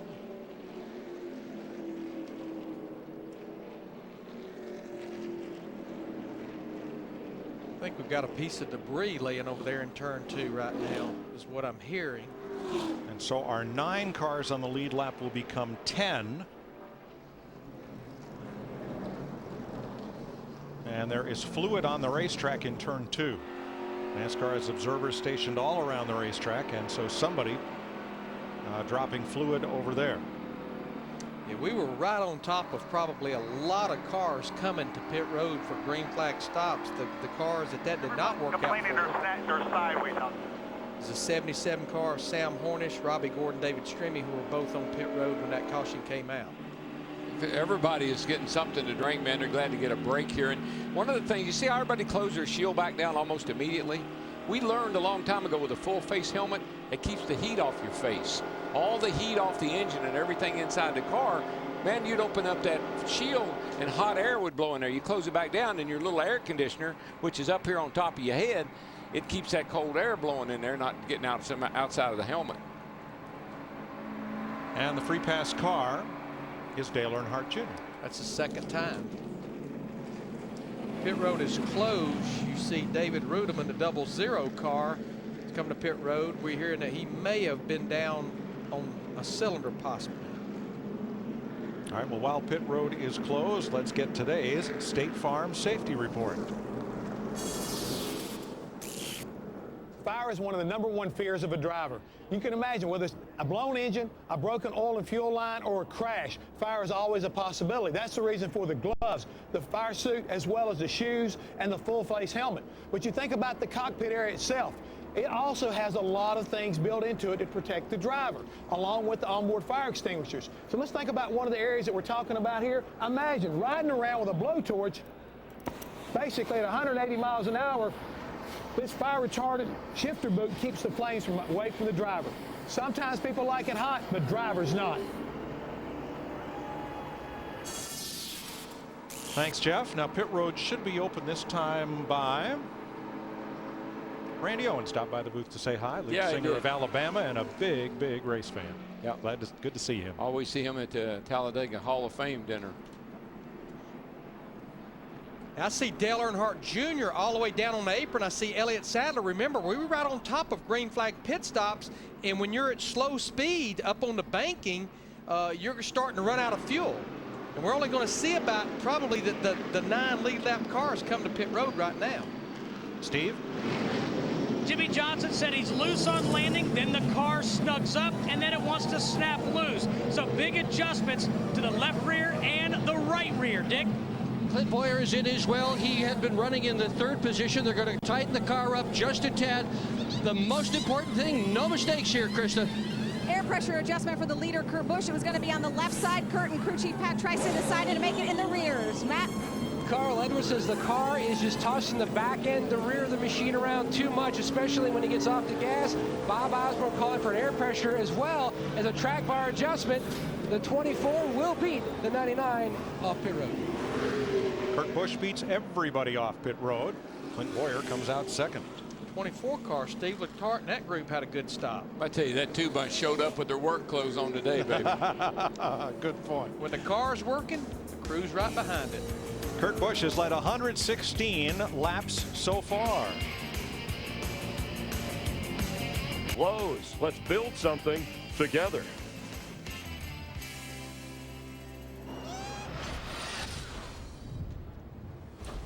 We are right on top of halfway in the Kobalt Tools 500. What position's Digger running in? He's still trying to dig himself out of the hole he got in earlier. That's it. First in the hearts of kids everywhere. That was, cartoon was a mixture of Talladega Nights and George of the Jungle today. It was pretty interesting. Getting set to go back to green with Kurt Busch in command of this race. 118 laps he's been out front. Carl Edwards has led 23. Clint Boyer right behind Busch. Jeff Gordon, Jimmy Johnson, Carl Edwards, and the other lead lap cars are Mark Martin, Brian Vickers, Denny Hamlin, Martin Truex, and Dale Earnhardt Jr. Everybody else one or more laps down as we go back to green.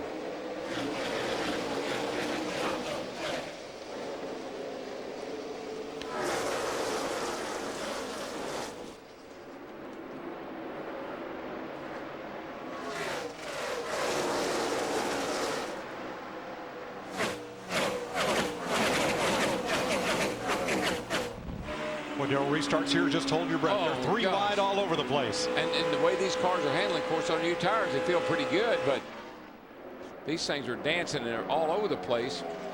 Dancing with the cars today.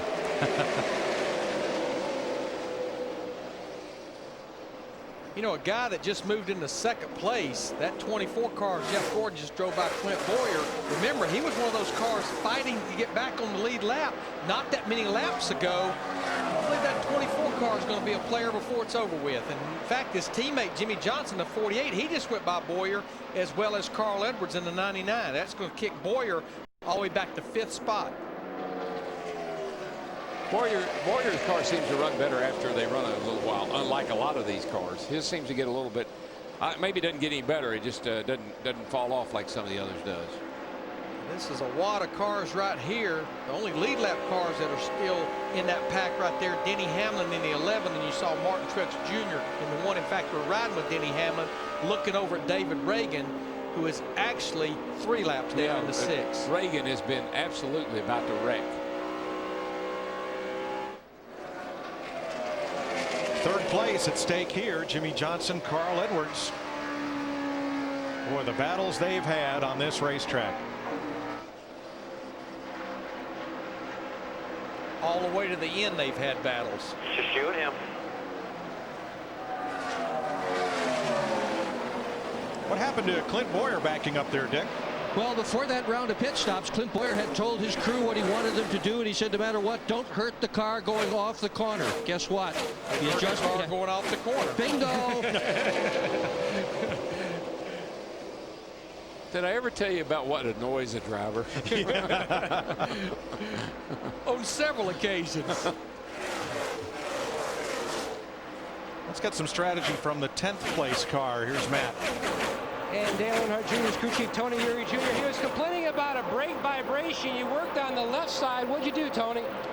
We had to come in and tighten the wheel up. I mean, it basically left the wheel out, loose there. So it's unfortunate, but, with the new rules that we have this year, to be a little longer, it's pretty tough on the tire changers to make sure that those are loose, especially with the glue and stuff. But, we're gonna be all right. We might have to put another spacer on it to take care of it. But, the biggest thing right now is just get the car tightened up where it can go. They added one wheel spacer, Larry Mack, on the left rear on that stop. They thought it was the right rear, and Tony Eury Jr. spotted it right from on top of the pit box what the problem was. I think if Jeff, I don't know if Jeff Hammond down in the garage there has the new stud length that that NASCAR has mandated this year. They've made them go to a longer wheel stud, and it's really messing up the timing of the tire changers. They've been used to kind of zip, zip, zip, zip. They kind of had a timing in their mind, and you got to stay on a little bit longer this year. Yeah, just think back to all the loose lugs, loose wheels we had last week at Vegas. Now we're riding with Casey Kane. We've been watching him.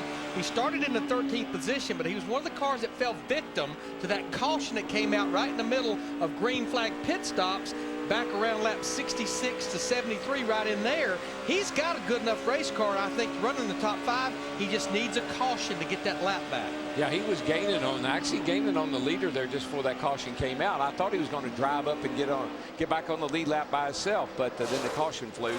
Still got a really good race car today. Yeah, Kane is likely the best car here that is not on the lead lap at the moment. He is, however, in the free pass position if a caution should come out. And you see there, he just goes by Boyer, who is the 6th place car. He's been riding that high line. It's really been working for him to perfection.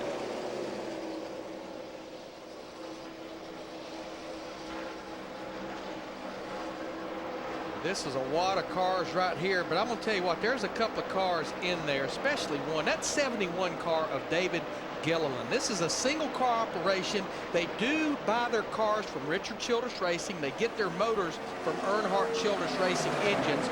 Great run at Las Vegas last week. I talked to the owner, Kevin Buckler, of this car yesterday, and he said, you know what? We're just trying to come in here and do things right and just have solid finishes, and of course the goal be in the top 35 after Bristol. Gilliland started the season with a contract but no ride. He was contracted to Yates Racing. They didn't have anything for him to drive, so they released him, and he hooked up with the Racers group and having a good run. Now this is Clint Boyer surrendering 6th place, maybe, to Brian Vickers in the Toyota, and here comes Denny Hamlin. Meanwhile, for the lead. And we hadn't had a lot of battles for the lead with Kurt Busch, but Jeff Gordon in that 24 car, our points leader coming in here, goes to the bottom of the racetrack. He wants the lead. They've just got this year, unlike any year before, the 24 bunch, Steve Letarte and them have figured out how to make the car better during the race. When they need to make the right changes, they're doing it this year. But you know, I think the 24 car is better, but you know, we had the pleasure of sitting down with Jeff Gordon. I think Jeff Gordon he is on his mark as well this year. Yeah, I think he's more comfortable with his role, not just in racing, but in life in general. He's a husband, a dad. He's working out. He's in good shape. Really all paying off for him. It's almost as if as they went into the second half of last year, they thought the wins would come to them, and he realized he's going to have to go out and fight for them, and that's what he's doing this year. I just think, I always think back to Jeff Gordon, how he won championships under the old point system, or under the structure of the old point system. Just don't beat yourself, hang around, get those good top 5 or 10 finishes. Doesn't work that way anymore. Got to get out there and win some races. But look at these guys. We got 151 laps to go. Ooh. Look at him, and look at Gordon get loose when he moved up the racetrack. Got to regroup here now. Yeah, right.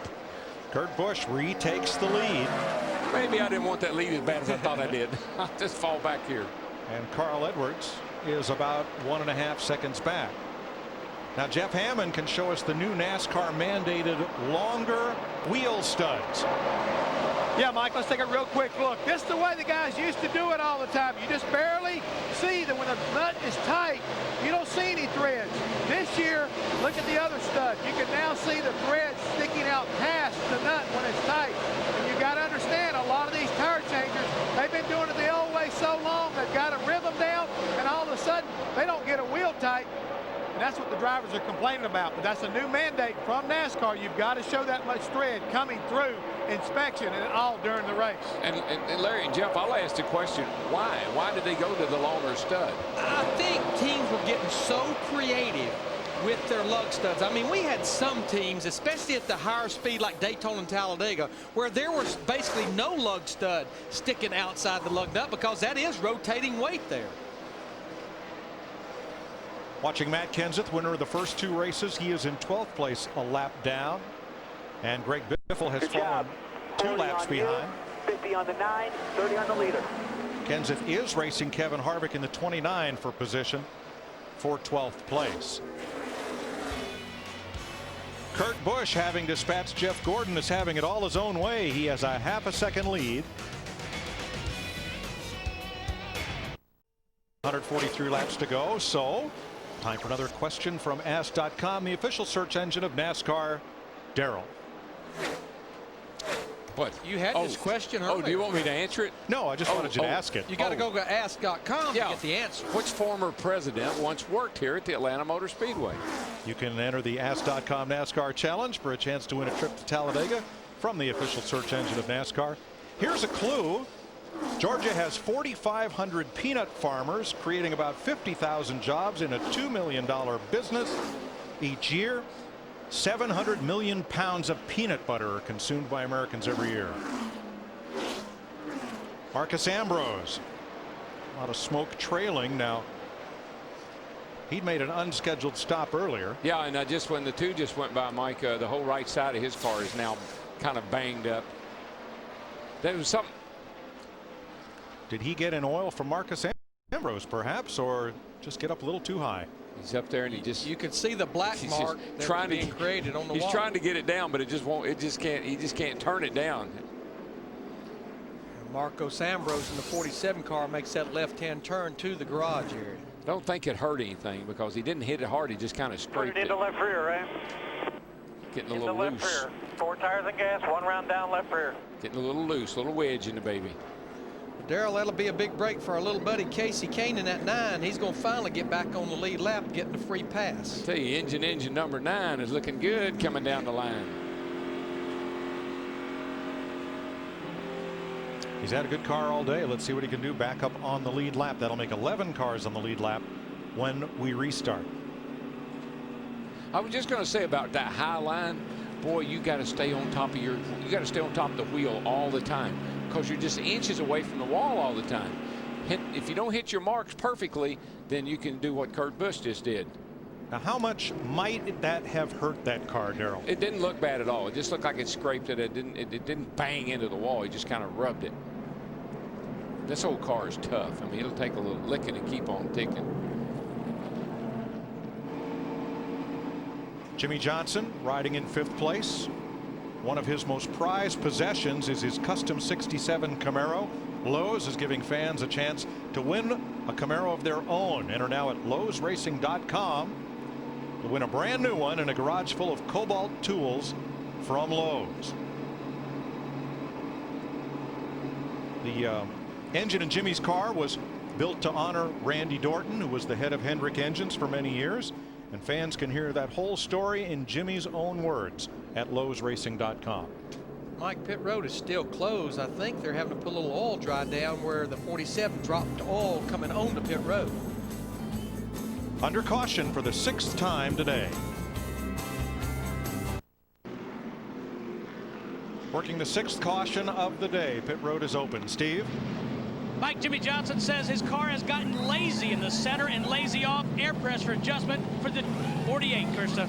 The change for Kurt Busch on the last stop did not work. It made him too loose. They had to check the right side, so they're going to go back, put air back in the rear, and make a wedge adjustment. Matt. The wedge adjustment already completed for Jeff Gordon, the 24. The same adjustment they made in the last stop, which made so much headway on this 24 machine. Meanwhile, Carl Edwards, he's going to get beat off pit road once again by the 24 chassis and air pressure adjustment. He too was on the free side.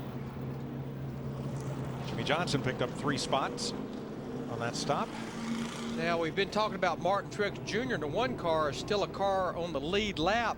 Kevin Mannion decided to leave that car out to lead a lap to get those 5 points. They come in here 26 in points, but Mike, they have to run another lap on the racetrack because Kurt Busch actually crossed the start-finish line on pit road. He was still credited with leading that lap right there. Long stop for Dale Earnhardt Jr. They're going to be sure to get the wheels tight this time. Checking out that issue with wheel spacers and threads on the lugs. Now, a little earlier, as they were discussing it under this caution, here's the exchange between Dale Jr. and Tony Jr. as crew chief. If my wheel comes off and I hit the fence real hard, I get to whack every damn one of you with a hammer.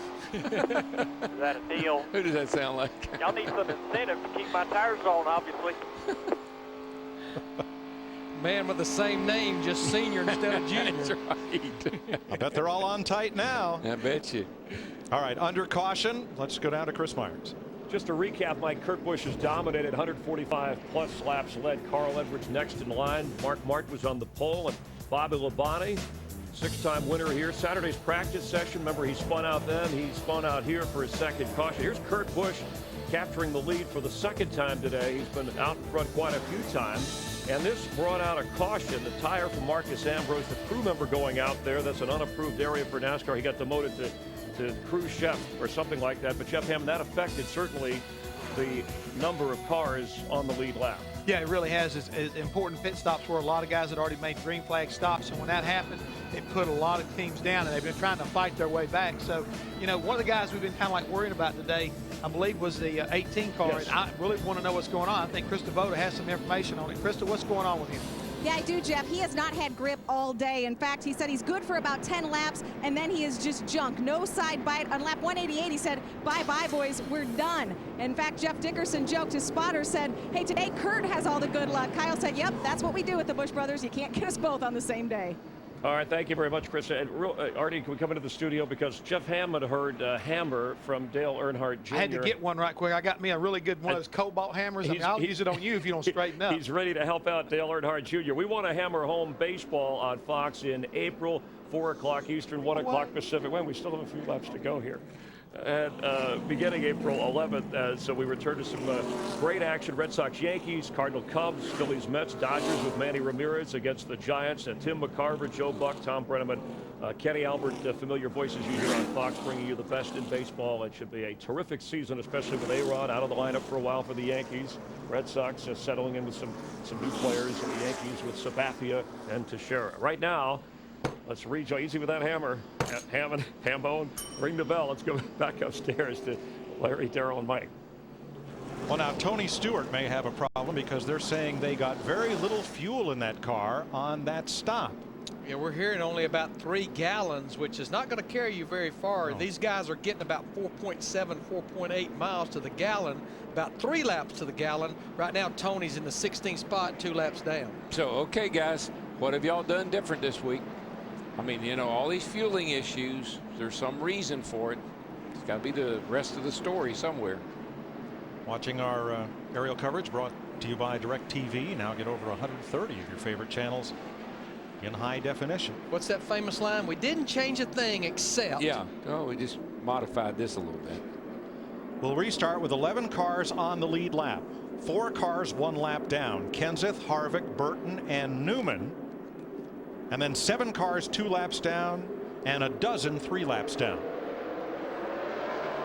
Green flag. I think Tony's going to jump out there, see if he can get to maybe hold off this crowd here for a little while. It's going to be pretty hard to do with that 2 car steaming by on the outside. Yep.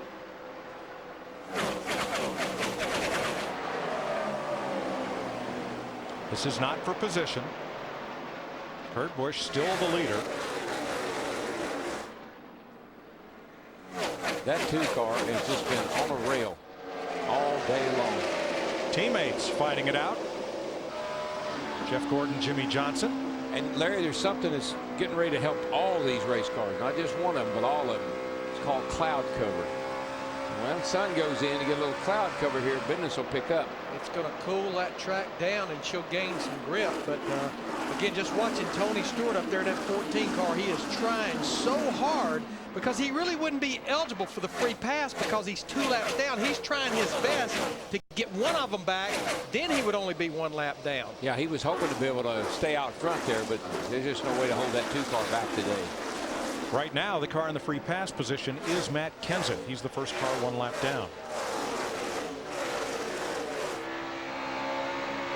So Kurt Busch, your leader on Jeff Gordon by 1.6 seconds. Jimmy Johnson half a second back. Then Mark Martin, Brian Vickers. Sounds like a good time to me for a crank it up.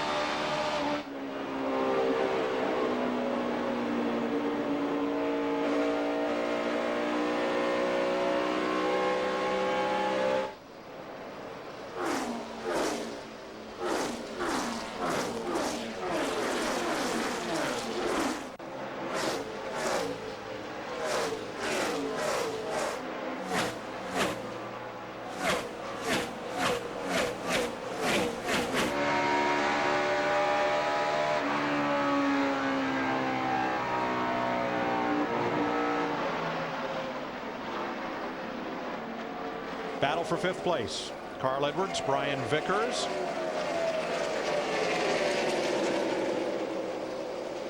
Edwards, the leading Ford in the race, and Vickers, the highest placed Toyota right now. Vickers doing a nice job today. Very competitive, carrying the banner for Toyota.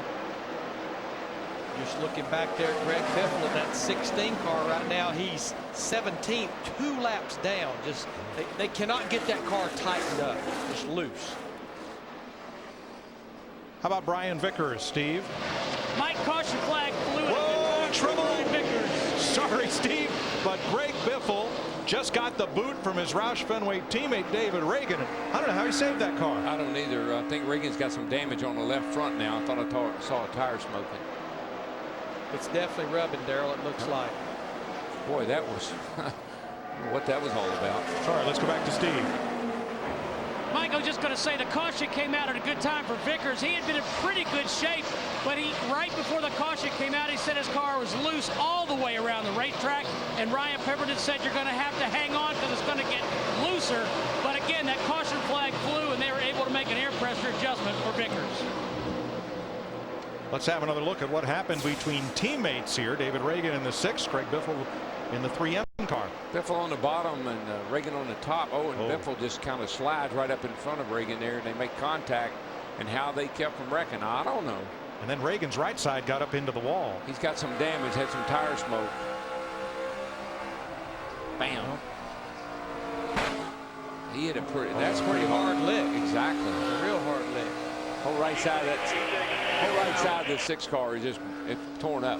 Guys, why this was happening, though, we were away. See it again here. I mean, that's how sideways. That was a hard lick by David Reagan. But while all that was going on, what happened at the front of the field, we've been talking about Tony Stewart in the 14 car. He drove by Kurt Busch. Now he is only 1 lap down. By my calculations, from that restart, he, with the 3 gallons of fuel they got in, he has about 28 to 30 laps of fuel in that tank because they only got 3 gallons in it, and he had about 19 or 20 laps when the caution came out. So he needs a caution more than anyone right now for a lot of reasons. Steve on Tony Stewart. Yeah, Mike just went down to the pits to check on the 14 team. The reason they didn't get all the fuel in is they were trying basically, let's call this a different choreography in how they fuel the car and make adjustments. And there was a problem between Gooch Patterson and Scott Riddell, who's a catch can man. The catch can came disengaged, and that's what caused them to have the problem getting the gas in. Thanks, Steve. Look at this wad. That's a mess, is what that is. Don't look now, Ethel. They were 4 wide coming off turn 4. Casey Kane is the only one of those on the lead lap out of that group in the 9 car, the Bud car. But wow, he had a lot of company. And that 9 car has just been marching through the field from that last restart. He has passed cars high, low. You saw him go middle there. He's on a move. Now he's still the last car on the lean lap, but he's only 11 seconds off the lead, which is going to change as Jeff Gordon moves past Kurt Busch. You know, I heard him say on Kurt's car they were going to make a little adjustment, and I'm not sure if that helped it or not. It looks to me like it hurt it a little bit. Well, 2 things just happened to him that has not happened a lot. 2 cars just got by him, but he's fighting back for the lead. They were neck and neck when they got to the start-finish line that lap. This racetrack isn't wide enough for Kurt Busch. He's been in the wall again. No, he did. He scraped it up pretty hard again. All the writing's gone off the tires. He's just running so high and so close to the wall. Doesn't take much of a slip. I don't see much more damage there to the right rear. Oh, trouble turn 2, guys. Car hard in the wall. It is Hornish. And Bill Elliott gets collected in the 21. What a shame. Hornish looked like he may have cut a tire down or something. And Sideways Sam finally hit the wall a ton. Got that right front pretty good there, Travis. Well, the biggest beneficiary from that caution, we just talked about him, Tony Stewart, because he got one of his laps back, and he needs to get to pit road to get some fuel in that car. Matt Kenseth will get the free pass, but this is a terrible blow for George's favorite son and the Wood brothers running a partial schedule. Watch now. Here's Hornish. He's got this thing is smoking Looks like he's got a tire down or something happened to the car, and he just come down the hill, and here come Bill. He'd already hit it at this point, Darrell. He'd already hit the wall. Yeah, he'd been in the outside wall. But I think the first time I saw it, just nowhere for Bill Elliott to go in 21. Harnish has taken his car to the garage. And now Bill Elliott pulls into the garage as well. Now, just before this, Kurt Busch got up and into the wall again. That's his favorite spot. Look at him sawing on the wheel. But you know what he's doing? He's sawing on the wheel, but he's not lifting. He's taking the gas. Pit road's open. Let's begin with Steve. Jimmy Johnson says my car needs to turn better in the center on new tires. Jack Knaus responds, we're going to take or undo the air pressure adjustment we made. Krista? Kurt Busch saying he could not get the rear of his car to stick, and this has been the best race car all day. They're putting a pound in the left rear and going down one round on the track bar. Gordon says his car's still on the free side. Steve Letarte, they were talking about a wedge change. Looks like air pressure instead. And meanwhile, Mark Martin, his teammate, having a good run as well the last time. No change on the previous stop. He said, though, the car still needs to be a lot tighter. Whoa, who won the race off pit road? They were 3 abreast. That's about as close as you can get. I think we'll have to take another view of this. And we have it. This was close. Watch this coming to the line. Jeff Gordon. You know what I like? Jimmy Johnson. They're at 3. One's at the first turn into the pit road, the other's at the 4th turn into the pit road, and the other's in the middle, and they come out the same. Like yourself again. Jeff Gordon's going to bring him down for this restart. One of 8 different leaders in this race so far. Green flag. Restarts have been pretty sanitary. Normally you get a bottleneck mess every now and then. Well, you can tell they've got 4 fresh tires on these race cars because they are going at it while they can take advantage of it.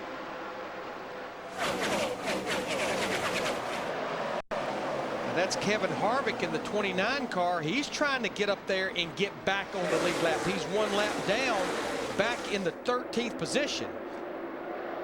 Harvick had a coulda, woulda, shoulda yesterday in the Camping World Truck Series race, finishing 2nd to Kyle Busch. Speaking of Kyle Busch, there he is in that 18 car on the bottom. Not the kind of day he's been looking for right now. He's 3 laps down, back in 22nd. Buddy, I'm glad Kurt decided that wasn't going to work. Jimmy Johnson looking in. Watch his 2 car go to the high side and just sail. Man, he comes off of the corner with a head of steam. Get such a good run up there. You just keep the engine wound up. He's going to lose 2nd place for the moment to Jimmy Johnson. Kyle Busch knows that he's got to get by these leaders because he's not going to get the free pass 3 laps down. But Larry, all race long, he's not had a car good enough to run with the leaders. Maybe now that's changed. Well, I think they've definitely made adjustments, and he's trying his best to take advantage of those 4 fresh tires.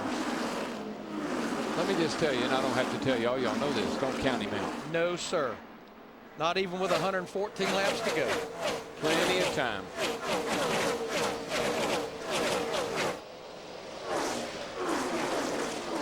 Krista, what's new this time around on Kurt Busch? Well, Mike, before that, or right after that last pit stop, Kurt actually apologized to his crew. Pat said, why are you apologizing? You're driving your butt off out there. He said, well, I just feel like I'm losing a little grip. But, you know, you're talking about the head of steam that Kurt's getting off of the corners. That is exactly what Pat Tryson, the crew chief, said is the key here. You have to drive off the corner well, get on the gas for the straightaways. Kurt and Pat Tryson are in total sync right now. And the best news for that team is getting into the wall did not hurt that car. He's still able to run leader's pace. Scraped up the paint job. That's about it.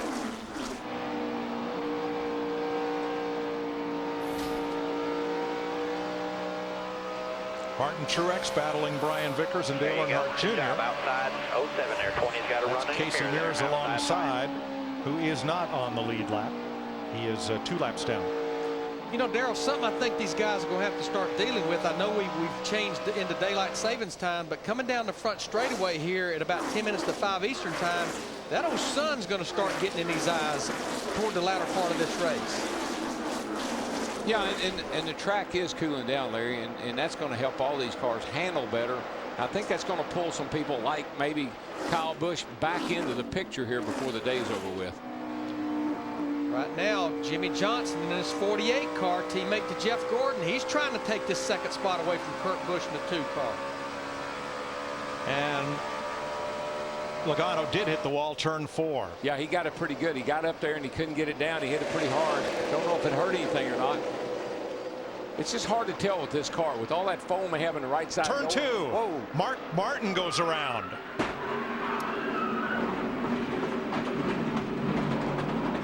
Caution's out. 4 cars, 2 cars left there, and you come on around. Oof. Got a right rear tire. Did he blow the right rear tire? Just the back end sheet metal, but it's pretty bad. The deck lid's flopping. 10-4, bring it to us. We'll see what we can do here. Mike, that's one of the cars that's in the danger zone. Remember, he's had engine failures the last 2 weeks, comes in here 34th in the points and in trouble today. Let's ride along with Mark, Darrell, see if we can figure out what happened here. I mean, just looking at it, it looks like a right rear tire. And we'll do the best we can here. 10-4, bud. Yep. There it goes. We just lost it, got the wall hard. It's going to be us down the bottom.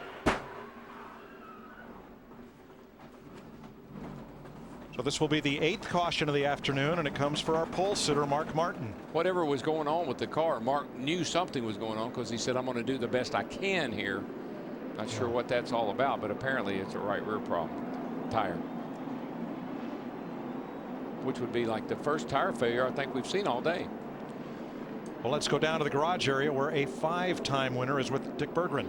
Yeah, and one of the local favorites as well. Bill Elliott, a disappointment to be out of the race, but you're going to come back and race this car some more. When will we see you next? Be back in Texas. You know, these guys have decided 12 races, and they're sticking to that. And it's a good decision for Lynn and Eddie for what they're trying to do in the Motorcraft Ford. But, you know, it's just a shame. I mean, we didn't have a terrible race car. I mean, the thing about it is you chase this racetrack, and it's so hard to get a hold of. And these cars are so temperamental.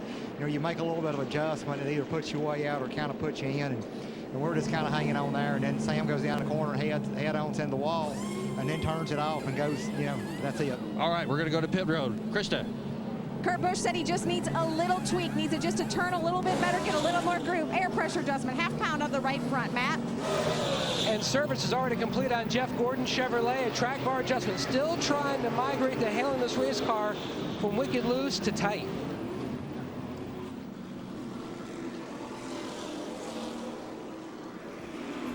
8th caution of the day. It's out for Mark Martin, and Kevin Harvick will get back on the lead lap. Harvick with the free pass. There on pit road as Jeff Gordon gets set to lead his Hendrick Motorsports teammate Jimmy Johnson to the flag. Clint Boyer, Denny Hamlin, Kurt Busch, Truex, Vickers, Kenseth, Kane, Earnhardt, Edwards, and Harvick are the lead lap cars. That's going to be a much bigger penalty for Greg Biffle because he's on pit road. They just restarted this race, so it's going to be a huge penalty. They're going to hold him there for a lap, and then plus he's going to lose what it takes to get back up to speed. So that's a huge penalty. That's right. But he wouldn't. Apparently they wouldn't come in because they had to black flag him to get him in. They had the opportunity to do it under caution, and it would have just been one lap sitting there. So now they've released him now, but here comes the field off turn 4. And here comes Kyle Busch side by side with Tony Stewart. Now not for position because Stewart is 1 lap down. And the 18 showing 3 laps down, but Kyle's trying to get back in the game here. He's got to overcome 3 laps in 103 laps. That's a tall order. Well, he's got to get 2 of them back by driving by the leader, and I just don't know if he's quite strong enough to do that just yet, because right now that 24 car Jeff Gordon, he's right. Kurt Busch, his older brother, right now sits in 4th place. battling the lap car of Ryan Newman for track position. Well, I watched that 24 car at California. That was the best 500-mile race I'd seen them run in a long time. Had a same thing going out at Vegas last week, but had that problem getting on pit road. Today is another day where they have had a flawless 500-mile race so far. Gordon's fastest lap was just now. Lap 223 is the fastest lap he's run all day. Speeds are going to start to pick up as it cools down, the sun sets, track cools off a little bit. We're going to see some fast speeds, or faster than we've seen for the day. Same thing for his teammate, Mike, Jimmy Johnson. He just ran his fastest lap of the race on the same lap that Jeff did. As did Clint Boyer, and those are all lead lap, all top 5 cars. Let's look inside the car here and see how our driver buddies are doing.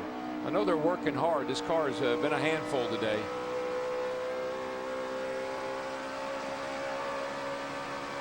We're looking out of the back of Jimmy's car right now, and back at Kyle Busch. But here's Casey Kane and Dale Jr. Let's see if there's any difference in the driving styles here. Junior's got a nice handful, tugging to the left, a little different position on the steering wheel.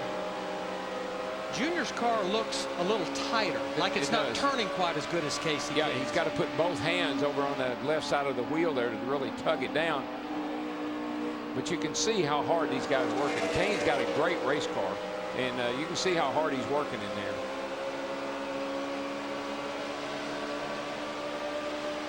Take a look at who else we got. Oh, here, let's look at Carl, because Carl is usually pretty animated when he drives. You can see him. I mean, he's chopping wood right there, buddy. He's in 10th place. Matt's in his pit. One of the faster cars earlier in the race, but the past couple segments, his biggest issue, he's telling Bob Osborne the car is tight, and then it goes free big time when it goes over the bumps and settles on the bump stops. They've tried to work that issue out, haven't been able to do it. Another big hindrance they've had, if you look at the stats over the past 3 pit stops combined, they've lost 13 spots on pit road. Nick? Kevin Harvick started his day the wrong way. He pitted, then came the caution flag, and that cost him a lap. The car had been just awful for the first 150 or so laps, but the crew kept working on it. And the loose condition that caused that car to run sideways is out. Harvick is now on the lead lap in 12th spot and has told the crew that the car is unbelievably better. They have definitely consistently made that car better and better and better throughout the day. Now, Kyle Busch, the 18 car, he did just drive by Jimmy Johnson in the 48, but now he's got to set his sights on that 24 up there if he wants to get back in this thing, or start to get back in this thing. Yeah, it may be too little too late with 3 laps down. Now here's the leading Ford in the race, Matt Kenseth. Just got back on the lead lap, by the way. Yeah, at lap 205, he got the free pass, got back on the lead lap, and Kenseth's trying to get himself in contention here. He's 7 seconds off the leader. Steve. And Matt Kenseth has been fighting back all day, Mike, as you said, trying to come back from that disappointment in Vegas. Matt says, I am using a lot of track on exit, hoping to get a long green flag run here. His teammate Carl Edwards wants the track position. They're not racing for position, but you can see both of them have moved up well in this race today. Now, guys, here's a scenario. All of the leaders were on pit road at lap 217, which is about 108 laps to go. As we mentioned, you can run about 56 to 58 laps on fuel. So this is definitely, if we stay green, at least one more stop type of a race. Yeah, and as the temperatures drop a little bit, the cars will stay better longer. You're still going to fight the same issue, whatever it is, loose or push, but it's not going to affect you quite as early in a run as it would when it was much hotter. Carl Edwards, Kurt Busch. Excuse me, Denny Hamlin, Kurt Busch. This is for 3rd place. I don't know if it's coincidentally but once Kurt Busch got his car into the wall, even though it was lightly and slightly, not so politely, he hadn't seemed to be quite as good.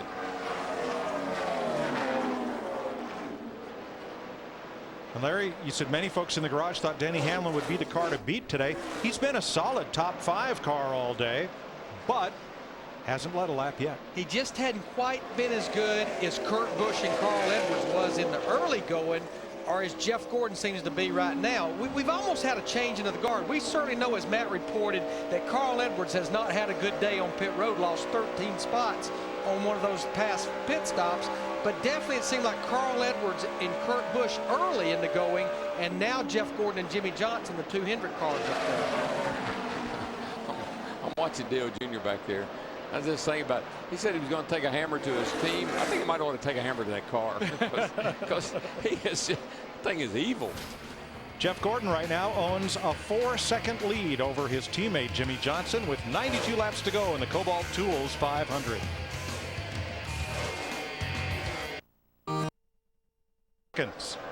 Here in Atlanta, Jimmy Johnson 5.6 back, then Denny Hamlin and Carl Edwards.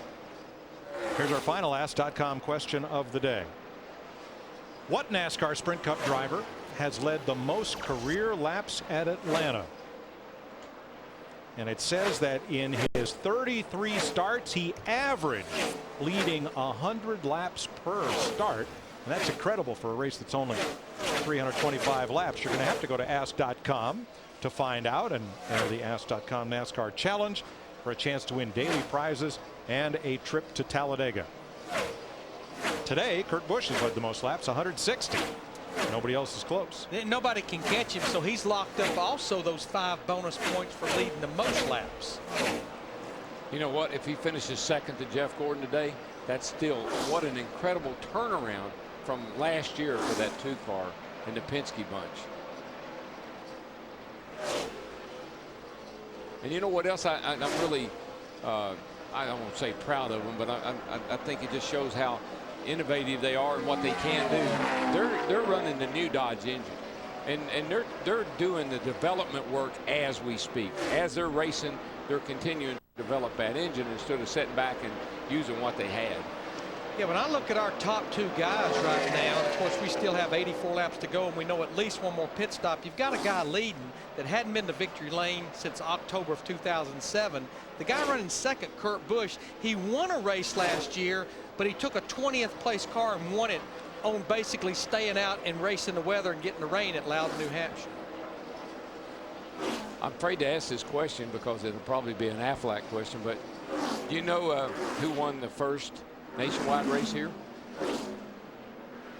No. In 1992, I think it was. Was it the guy is it the guy leading the Cup race today right now?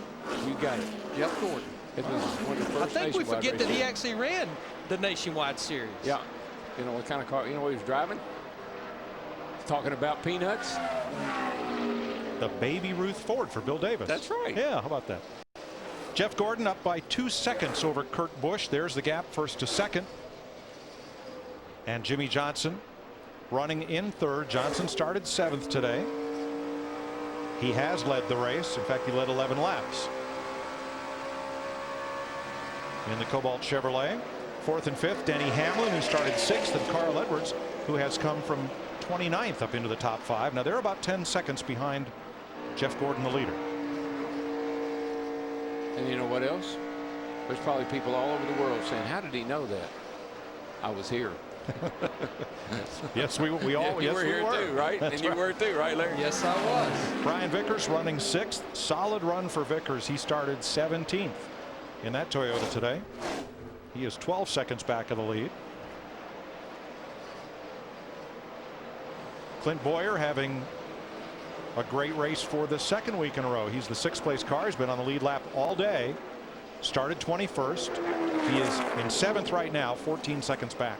Clint holds the record right now, not the record, but at least the most consecutive races without a DNF. I think it's like 76 races, all the way back to Phoenix in November of 2006. Here's Matt Kenseth, the 8th place car. The DeWalt Ford started back in typical Kenseth land, 30th. You know, it never surprises me that the Childress's cars are so dependable, because that's how you win championships.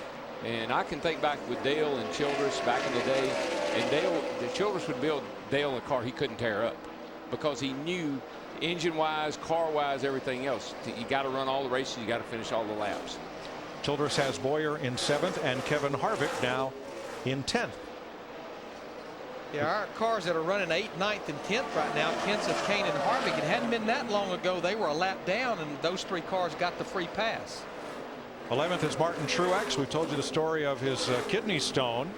Quite painful yesterday afternoon in second practice, and that is gone, and he is up on the wheel in 11th place. And it hadn't been that long ago. I don't know that we actually documented it. That team had to change the battery, but fortunately they were able to do it under a caution.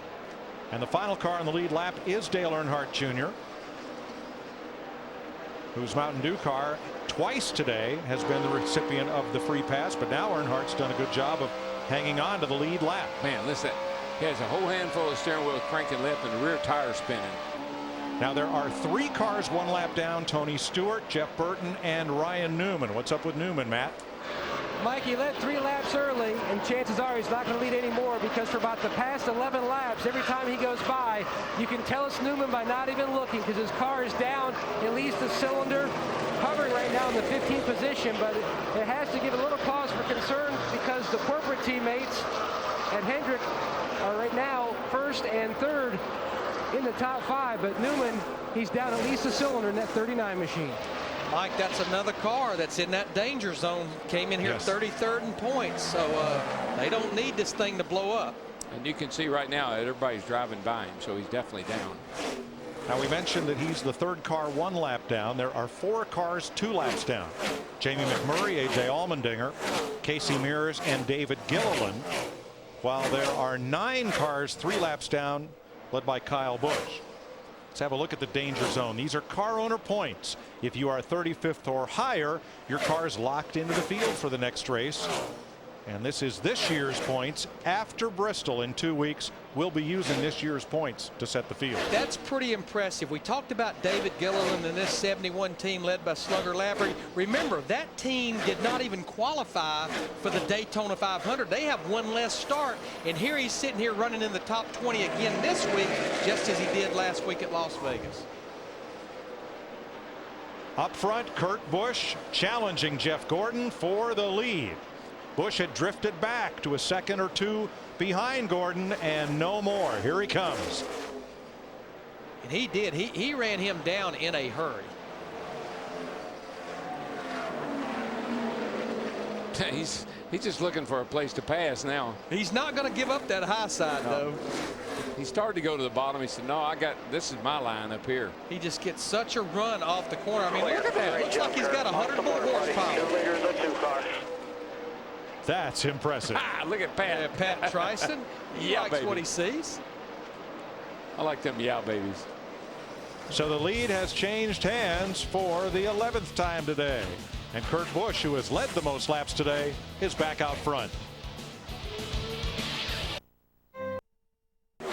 This has been a dominating performance, no question. The fastest car in the speedway right now is that number 83 Toyota of Brian Vickers. There. Coming right after Carl Edwards. He's been chopping away at Carl here. He's about to get him. Yeah, he drove by Denny Hamlin, drove by Jimmy Johnson. Steve, I believe they finally got this 083 car where they want it. Well, Larry Mack, they made an adjustment on lap 280, and Brian Vickers said that track bar adjustment we made at first hurt, but now it's really coming around. Now here's the scenario. We've got 67 laps to go. We're at lap 258. All the leaders were on pit road around lap 217 to 218 under that last caution. And Speaking caution of is caution, out. Debris in turn number 4. We're told Robbie Gordon may have scraped the wall and left something behind. But debris on track will put all that strategy to bed. Yeah, what's going to make this interesting is depending on how long this caution, it's just outside the window of what the fuel window is, but I'd be willing to bet that the fact that the way this pace slows down, and Tony Stewart we're hearing, remember it wasn't that long ago he was 2 laps down, he got 1 back the hard way, and now he's on the lead lap with the free pass. But tell me about that just outside the window one more time. Just outside the window of being able to make it. I'm loving it. But I guarantee there's some thinking they can. Oh yeah, I'm already thinking that. You know, Atlanta is used to having a race in March and a race in November and most recently October. The second race here has been moved. part of a NASCAR schedule realignment. Labor Day weekend will be the next time the NASCAR Sprint Cup Series comes here to Atlanta. So hopefully better weather than in late fall. And a holiday weekend for folks to come here and enjoy NASCAR Sprint Cup racing. Beginning April 11th, Fox Saturday Baseball returns to your TV to bring you a full season of the game's greatest matchups, like Red Sox Yankees, Cardinals Cubs, Phillies Mets, Dodgers Giants. Catch all the excitement of Fox Saturday Baseball's Game of the Week beginning Saturday, April 11th. Take me out to the ball game. Take me out to the park. Well, pit road's open, and it's going to be a busy place with 64 laps to go when they come by. Kurt Busch will lead them down. And here come all the lead lap cars, Steve. Brian Vickers says his car's not too bad. A little bit tight on the bottom of the racetrack. It's still a little bit loose on throttle. After 10 laps, Ryan Pemberton telling him his car is as good as anybody's. Let's go to Krista. Steve, Kurt Busch got on the radio and said it takes a little bit to get it started, but boys, and I quote, we've got it tightened up just right. Matt? Carl Edwards on the bottom needing a great stop from his guys. He wants to run the bottom better. That's where Bob Osborne's going to take a big swing at adjustment-wise. Meanwhile, another adjustment for Jeff Gordon. He started out a little free, then it went tight. A lug issue on the 24, then it went big time loose for Gordon. Tell you what, that 83 responded with a pretty good pit stop, as well as Shane Wilson in that 33 car with Clint Boyer. Jeff Gordon, the 24, looks like it's the real loser. Uh-oh. See how Jimmy Johnson gained 3 spots? It's because he was too fast exiting pit road. Uh-oh, tail in the longest line on this restart. He did that same thing that we saw him do earlier. He shot right here to this line, then he slowed way down, but not enough. Jeff Gordon just couldn't get going because Carl Edwards is in the pit box in front of him. Cost him a few spots. Races are won and lost on pit road. Let's see what happens.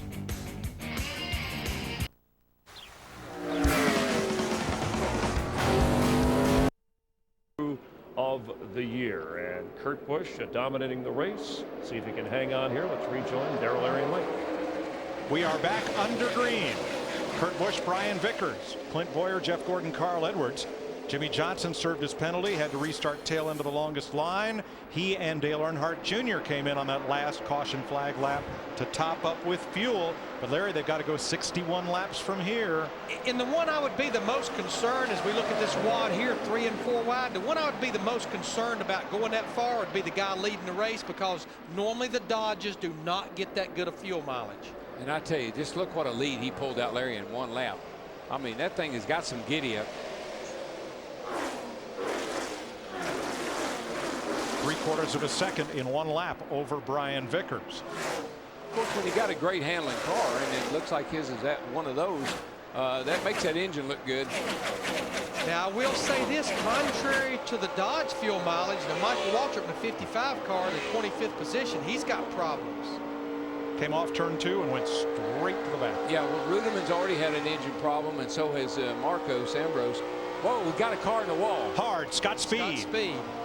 Caution, oh, more cars. Biffle got turned around, hit the wall hard in the 16.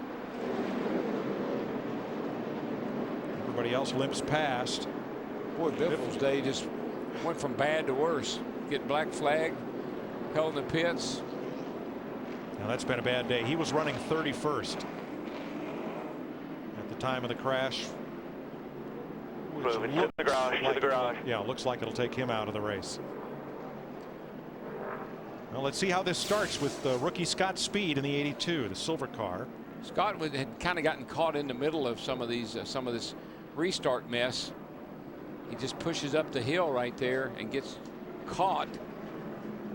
That's I think that's David Reagan, and that's the second time that's happened to David Reagan. Biffle actually did that to him earlier. And then this is just chain reaction here. Looks like David the 12 is Strimmy, and well, let's watch from David Reagan's car. Right top.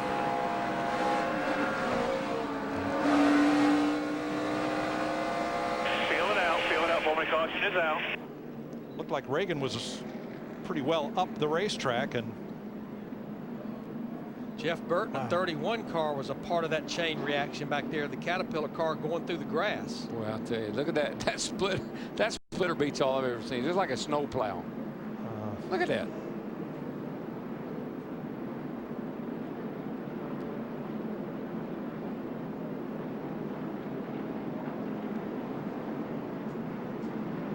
Now that will knock Scott Speed out of the top 35 in owner points. And now Michael Waltrip was dropping back, but here's his view. Clear there. In front of you, right in front of you. You see what you got. The 82's up against the wall. Come all the way down. Come all the way down. Come on down. You're good. Come on up. Hey guys, we got the left side splitter. We got the left side splitter set up right there. We got to get it out.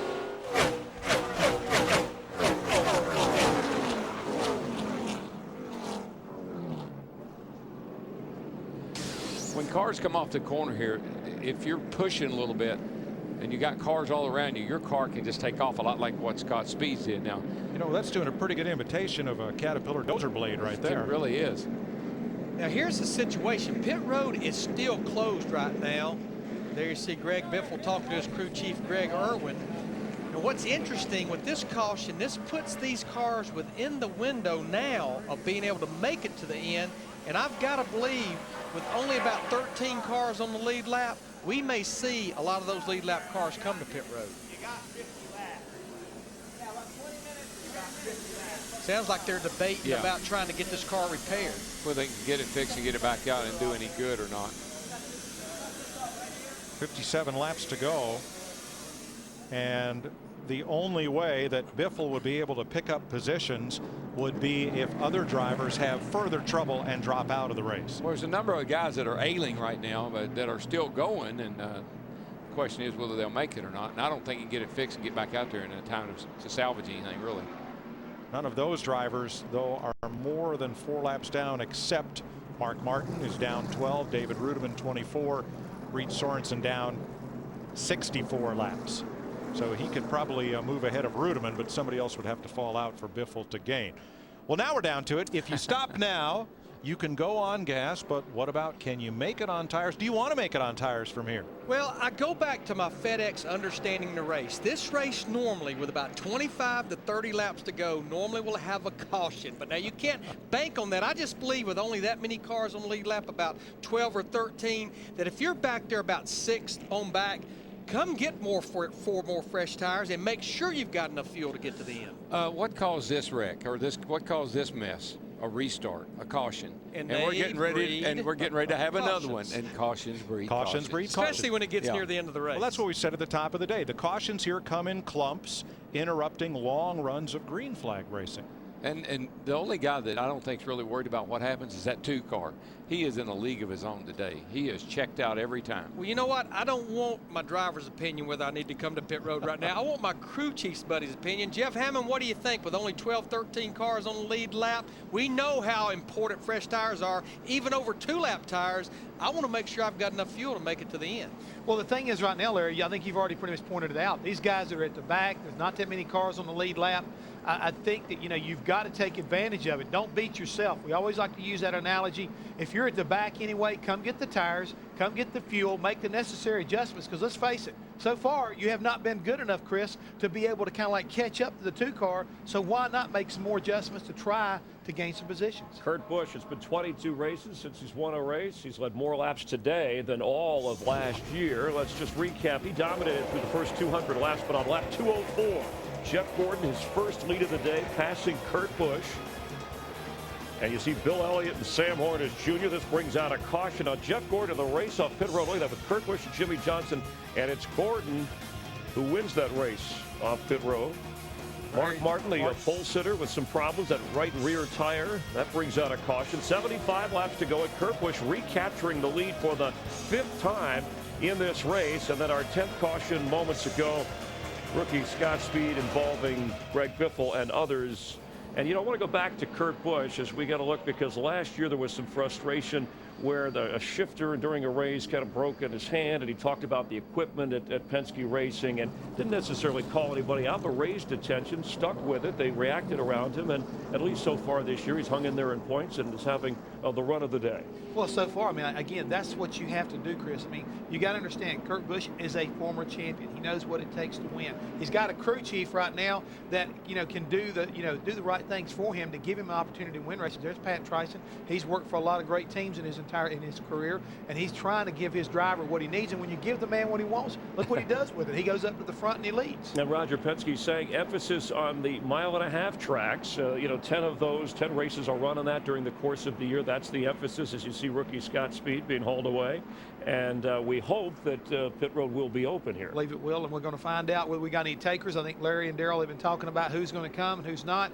I'm looking for most of them all to come down and take advantage of it. All right, so it is open, and what do you anticipate other than guys rolling in terms of? You see some elite cars right there. There it is. There's some of the changes right there. Move. There's a split between who's coming, who's not. Right now, Kevin Harvick's leading the parade down pit road, and the 2 car is still up front. All right, let's check in with Steve Burns and Matt Kenseth. Steve?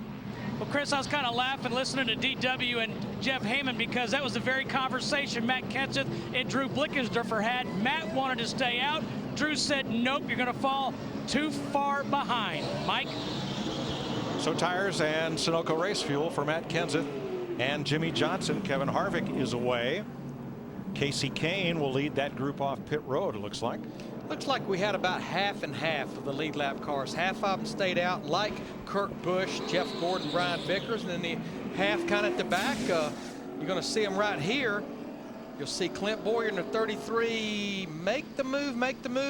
No, back on the racetrack, and then there comes Harvick leading Kane, Kenseth, Truex, and Dale Earnhardt Jr. Denny Hamlin, the 11, stayed out as well. Looks like half listened to the driver and half listened to the crew chief. How's your calculator working? Mine's working good. 6 drivers stayed on track. 7 came in among those on the lead lap. Scott Speed checked at the care center and released after that crash off turn number 4. We have a week off, and then NASCAR on Fox returns. We're going to need a week to catch our breath before we go to Thunder Valley, Bristol, Tennessee. In 2 weeks, Martinsville, Virginia, the paperclip shaped half mile. NASCAR's, what a great legacy track. 1:30 p.m. Eastern time on the short track, and then the high speeds and wide open spaces of Texas, Sunday, April 5th. Now, all of these tracks do have some tickets available. Check out the websites you see on the screen, because we'd love to see you at the races. And if not, right here with NASCAR on Fox. So 2 short tracks back to back. Look at it. Look at it. He can't get rid of it. I just hope Digger's not in there somewhere. That looks like all the shrubs that used to sit outside the corners of Martinsville. Like they're all right there. I don't know. Carl Spackler, he might be down in there looking for Digger. I don't know what's going on. Yeah, see? Replace your divots. I was going to say a very large divot. That looks like one of my divots, actually. Well, now they'll get it fixed with a hammer and a broom on Jeff Burton's car. Now, of the cars that came to pit road and made pit stops, the car that won the battle off pit road was Casey Kane in that 9 car. And remember, he fought to get his lap back for the longest. Now there he is in the 7th position. Errol, we're about to see just how good Brian Vickers is, because he is now right there on the back bumper of Kurt Busch for this restart. And let's see what he's got. I think he's pretty good. I don't know how good. Pretty good. NASCAR on Fox is proud this year to support Susan G. Komen for the Cure, which raises funds for breast cancer research and treatment. You can be part of the cure. Please visit Komen, KOMEN.org. You know, the teams that did not make a pit stop, like Kurt Busch and Brian Vickers, Clint Boyer, Jeff Gordon, Carl Edwards, Denny Hamlin, right now these cautions are their friends, because fuel consumption, a good rule of thumb at a 1.5-mile racetrack, 2 cautions equal 1 green flag lap. So I think with the pace slowing down, the number of cautions that we're running under this period here, more than likely they're going to be okay fuel-wise. But will the big question be Kurt Busch? Because traditionally, the Dodges have not gotten as good gas mileage as the Fords, Toyotas, or Chevys. Well, it looks like based on the prior pit stops today, he's been one of the last ones to come in. Now, the cautions have fallen just right, but he's been one of the last ones to hit pit road. Maybe this new engine gets better gas mileage. Might do it. You see a lot of the track is in shade now in the corners from our DirecTV aerial coverage. Now get over 130 of your favorite channels. You know, in high def. Brian Vickers in a Toyota running in second. You know, last year they were not getting that good fuel mileage, but I think that's something they have definitely went to work on. I know I made the comment in Las Vegas, based on last year they don't get that good of fuel mileage, but they're getting better this year than they did in 2008. Yeah, they've learned. I'm sure they've learned a lot. All these teams do. It's all in the carburetor. You can jet it and mess with the throttle linkage, and then the driver does his part, and you can stretch it pretty good. So 51 laps to go. Does Brian Vickers have anything for Kurt Busch? Does Clint Boyer, coming off that great run last week? Can Jeff Gordon get back to the front? Or Carl Edwards, who came in here as the favorite? But I will say this, the 2-car last time took him a few laps to get going. See if how it works out this time.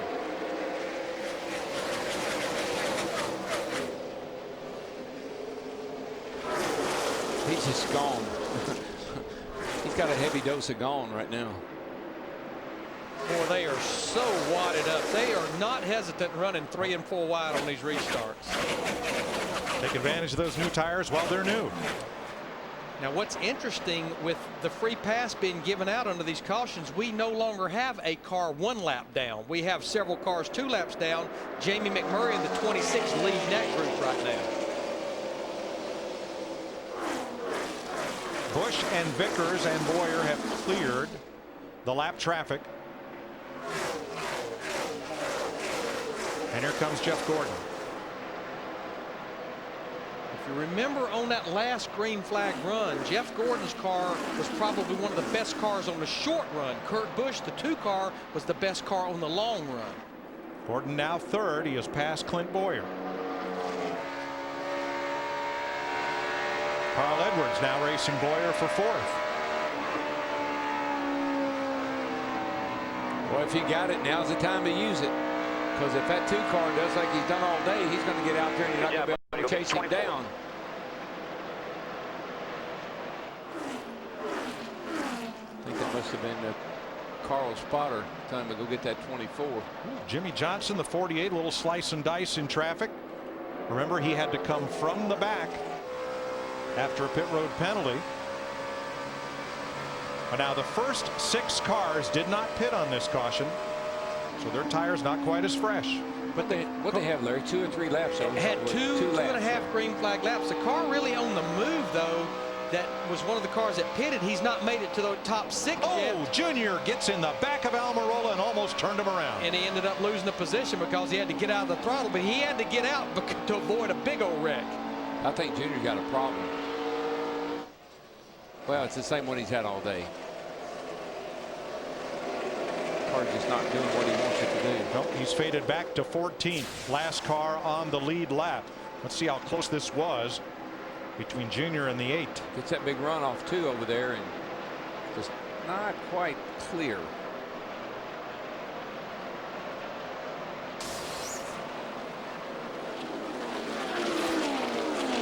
Too many 8s right there together at one time.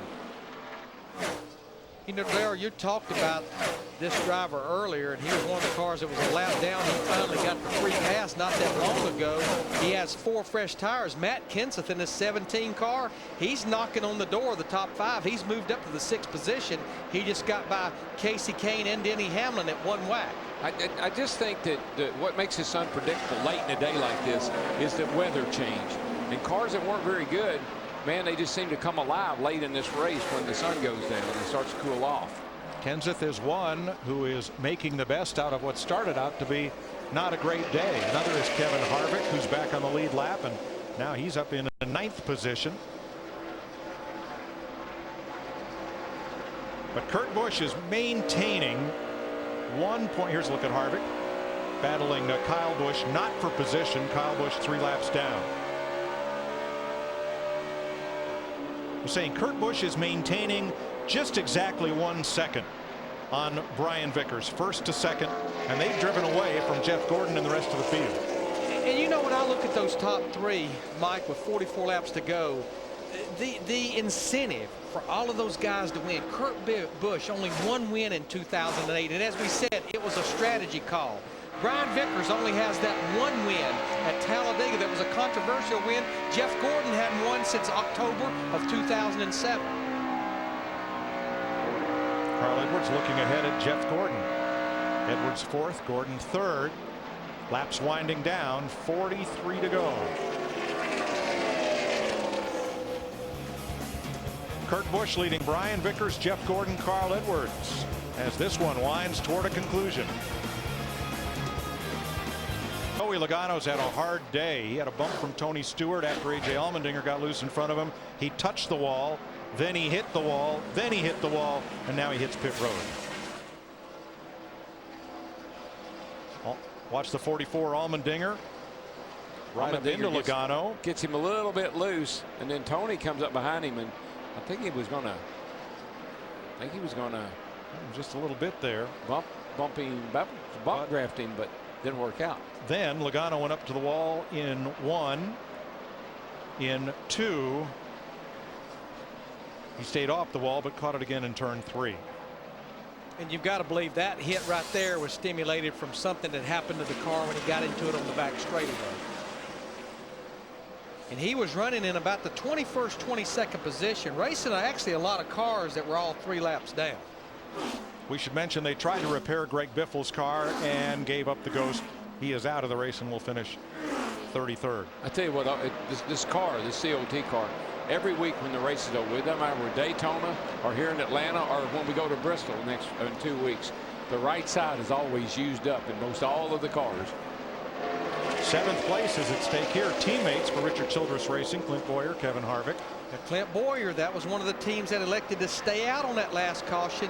He's lost 2 or 3 spots, about to lose another one to Kevin Harvick, his teammate. Harvick, the 29 car, that was one of the cars that did come to pit road for 4 times. Of those cars that most recently got tires, Matt Kenseth is the furthest up the line in 5th. Casey Kane is 6th.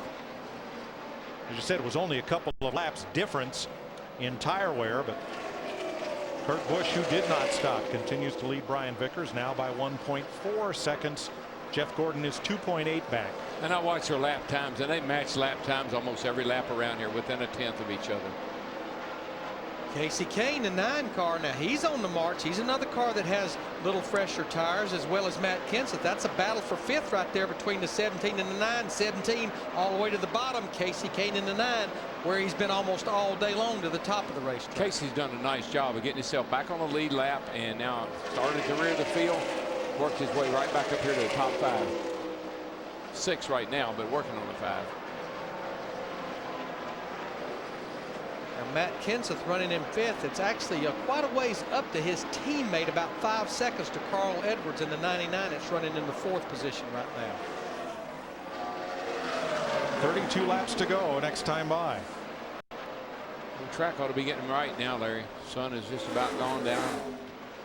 33 of the 43 starters still on the racetrack. And Kurt Busch in command by 1.3 seconds, Krista. That's right, Mike, and obviously he stayed out, but on that last pit stop that they had, the adjustment that they made, it was absolutely perfect. In fact, he said he had gotten the car tightened up just right. One of the things coming into this race Kurt was worried about was the fall off. He said the drop off here on this track is tremendous. You get 10 laps in and you want to say uncle. Forget about the uncle, it's a different relative today. Oh brother, where art thou? It's Kurt Busch up front.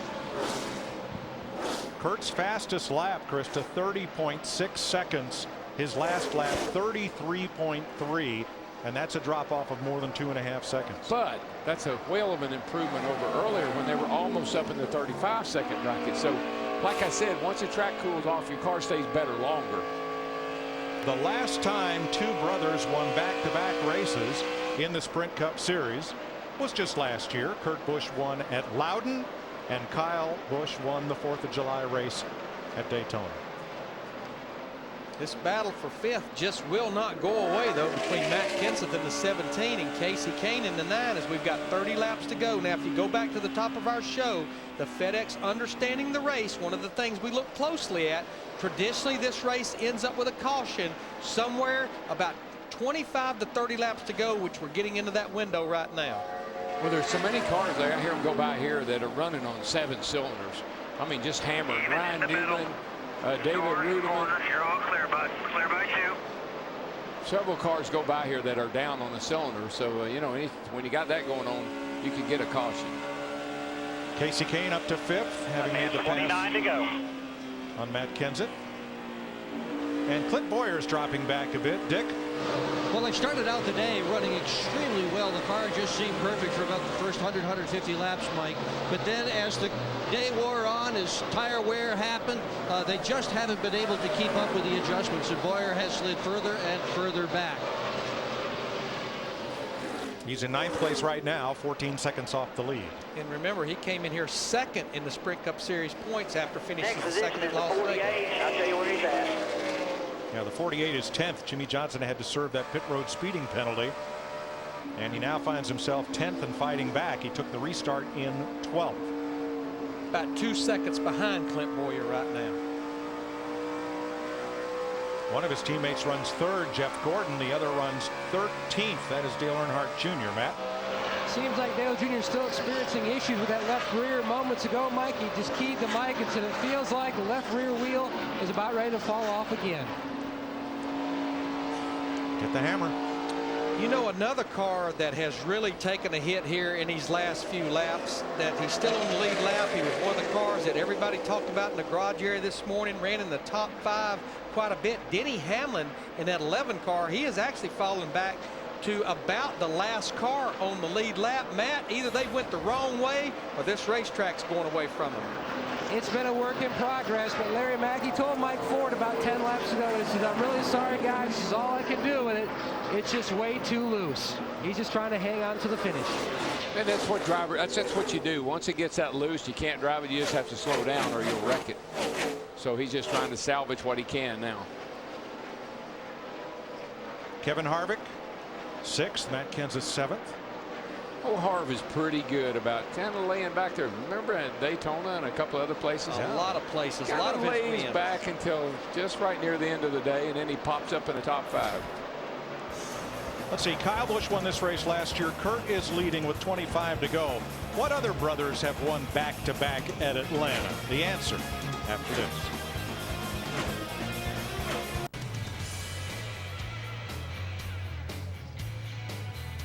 Busch has led 5 times for 212 laps today. But this one's not over. Brian Vickers is trying to close in. And it wasn't exactly back-to-back, but Bobby Allison won here in March of 1978. And in a bizarre finish in November of 1978, NASCAR flagged Richard Petty the winner. The public address called Donnie Allison the winner. Petty had just beat Dave Marcus to the line, but it turned out that a scoring recheck initiated by young Brian France gave the win to Donnie Allison, the last of his 10 Sprint Cup Series wins. So Bobby and Donnie back-to-back at Atlanta in 1978. Well, in the immortal words of Morris Midkiff, scoring is impeccable. Nice story about that in this week's NASCAR Scene, a remembrance by Steve Wade. That gap just has not changed. No. Busch and Vickers remain 1.2 seconds apart. We're just inside 20 to go. Yeah, one lap Kurt will beat Brian by 1/10 of a second. The next lap Brian will beat Kurt, and the net gain or loss, it just doesn't change. It's a wash. Because we've got 19 to go. Hey, Jack, Mike, do you remember Jack McDonald that worked for Jenny Dunleavy back, and they called him Uncle Jack? He passed away, and I just wanted to send out our condolences to his family. Sorry to hear that. Junie Donlevy from Richmond, Virginia, gentleman car owner, one-car team. A long list of rookies of the year drove for Junie Donlevy, and Jack was an integral part of that group. You're right.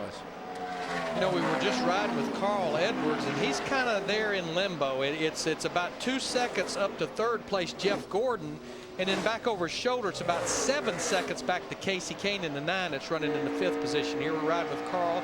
We've got 18 laps to go now. Boy, everybody else is slip sliding away. Well, this is going to be a full run on this set of tires right here and the tank of Sunoco race fuel if we go to the end without a caution. One thing I noticed about the 2-car, Ryan Newman didn't help Kurt Busch a whole lot, and they're coming up on some traffic here, and that could be Vickers' best friend right now. I think if he could get to Kurt, might be able to give him a little bit of a run. Darrell, last lap he beat him by a 1/10 of a second. 35, 16 to go. Same. Kurt has led 217 laps. The last time a driver led more than 200 laps here was Jimmy Johnson in October 2004. Most all-time at Atlanta on the old mile-and-a-half configuration when they ran 328 laps. One day, Cale Yarborough led 308 of 328. Wow. That's putting a spanking on him. Short man, he could do that. But Darrell, that last lap, Brian Vickers beat Kurt Busch by almost a 1/10 and a half, and he beat him 2.5 tenths, 3 tenths. That he is reeling that number 2 car in as we've got 15 laps to go. Guys, I can see it. I can smell it. A good old Atlanta finish coming our way. Down to 7/10 of a second in 2 laps. Brian Vickers has knocked 4/10 of a second out of Busch's lead. It just seems like this traffic, I don't know if it distracts Kurt or if it's messing him up aerodynamically, but it really has slowed him down some. Busch is a former Cup champion. Vickers has seen that kind of success in what's now the NASCAR Nationwide Series. And both drivers had rides with top teams. Roush Racing in the case of Busch, Hendrick Motorsports in the case of Vickers. They've changed rides. Vickers now with Red Bull, and Kurt Busch has matured under Roger Penske's guidance. And now they are racing for the win with 14 to go. And Kurt's starting to look back. I saw him get a little bit loose off turn 4 right there. You start looking back and knowing that guy is catching you, man, the heart rate picks up. You can see the interval there on the pointer shrinking ever so slightly. And they both are just right out next to that wall. Can't make a mistake here. Boy, Brian got a great run off turn 2 that time. Carries it all the way down that back straightaway. That's where Brian is really gaining. You watch him here in 3 and 4. Where Kurt has been so fast from a center off, this Toyota of Brian Vickers is too. Well, the stopwatch tells the story. And folks, you can see at home right where Brian Vickers has been gaining. 12 to go. Hadn't heard a whole lot from the spotter about where the 83 car is or anything. Well, Darrell, if you're catching him running the same line that Kurt Busch is, what do you do when you get to him? Oh, you fake him out. Yeah, you know, maybe he can run the bottom, but he doesn't want him to know it yet. Yeah, he's chopped the lead in half in about the last 6 laps. As when we get back over here, we're going to have 11 laps to go. I mean, it's down to about 3 or 4 car lengths now. Oh, it's on. There's no question. It's on. We're fond of saying that racing at Atlanta is like a rubber band. It stretches out, it contracts, stretches out, and then right as you get to the finish, everything all comes together, and here we are. Now that last lap, Kurt actually got a little better run off turn 4 than Brian Vickers, but their lap times was almost a mirror that time. Well, when you got a car as good as that 2 car is, you just don't want to mess up. You know, you might not be given 100%. We may see him turn the wick up here right at the end of this thing and get him a little cushion. There is a lot of lap traffic in front of our leader, Kurt Busch. That's what has been the difference. When Kurt runs up on traffic, it has really slowed him down.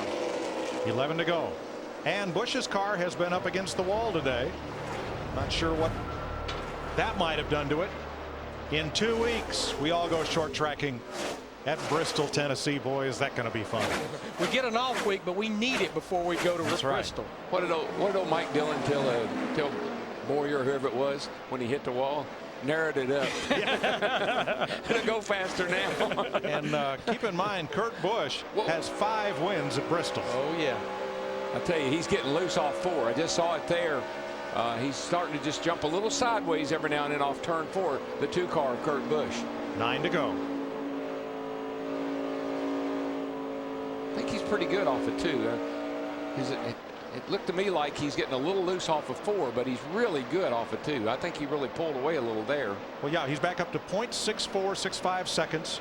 Vickers gains a little in the straightaway. Let's watch him come off of 2 here. This is where, or off of 4, I'm sorry. The car just got a little bit stepped out the last time by here. Actually looked like Brian Vickers' car stepped out a little bit that time off turn 4. 8 to go. They're both trying as hard as they can. I'm sure that now that Kurt's looking back saying, if I got anything left, I'm going to use it now. Vickers has one Sprint Cup Series win. It came at Talladega. He tried to pull out from behind 2 cars, mistimed it, and turned his teammate around.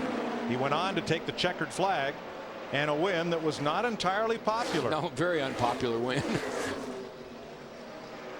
Your safe food, let him overdrive. Well, you can see that 2 car. It's just a little bit free off at 4 there, but it's still able to maintain.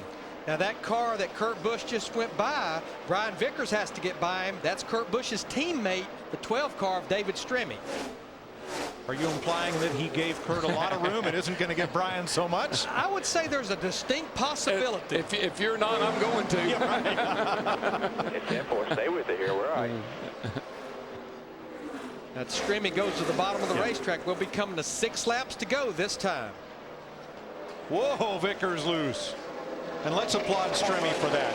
He doesn't need to figure into Look this. at Ryan Pemberton. He's holding up a 1 and a 2. A 1 and a 2. Get him out of the way. Well, he wasn't in the way. He was all the way down the bottom of the racetrack. Stremme got way out of the way. But I feel Ryan Pemberton's pain. Been there, done that. No kidding. Man, you're so close. I don't know if that 2's got enough fuel to make it. Ah, that's right. Let's talk fuel mileage. Boy, Larry, that's your area of expertise. Go ahead. Well, the fuel window is about 54 to 58 laps. There's Pat Tryson, the crew chief for Kurt Busch. We've already documented that the Dodges probably don't get as good fuel mileage as the Toyotas. Kurt Busch was on pit road with 64 laps to go, but there's 11 caution laps in there. Got to be able to make that.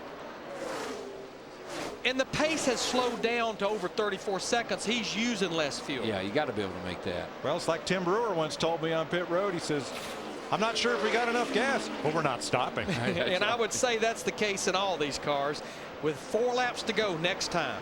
That interval just kind of stays the same all the time. I think it's one gives a little, one takes a little, but it's equals out. Going into 1 really slow. Got a smoker down low. Robbie Gordon. Boy, in that car, that yellow car there is just. Robbie gets off the racetrack with a good bit of smoke. Oh, that's a tire that's come apart. Caution will fly. Now if I don't have enough gas, I'm really worried. What if it goes green, white, checker?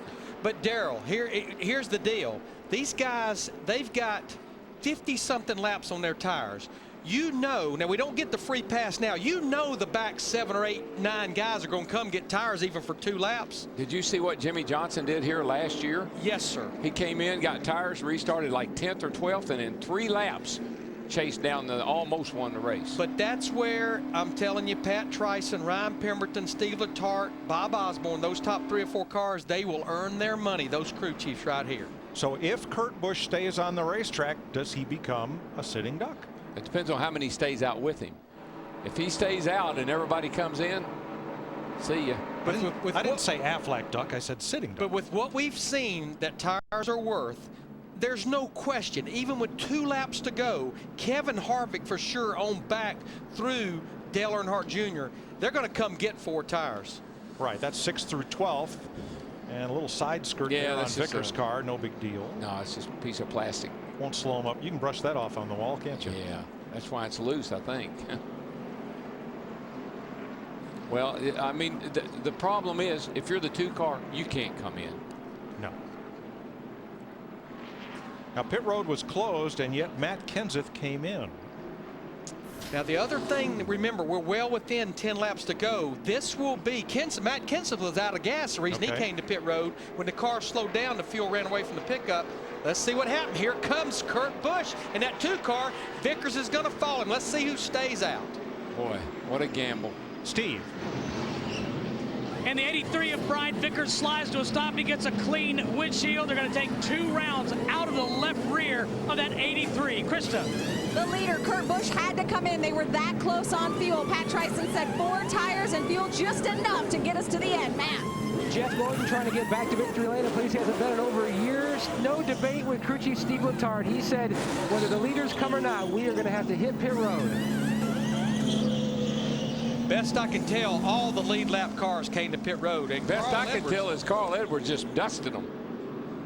3 spots on that 99 car, so he'll have the lead with what we'll know is probably going to be about 2 laps to go. Now, Larry, we will have a photo finish. Yes, we will. They're going to either come across here sideways, slideways, backwards, every which way you can imagine.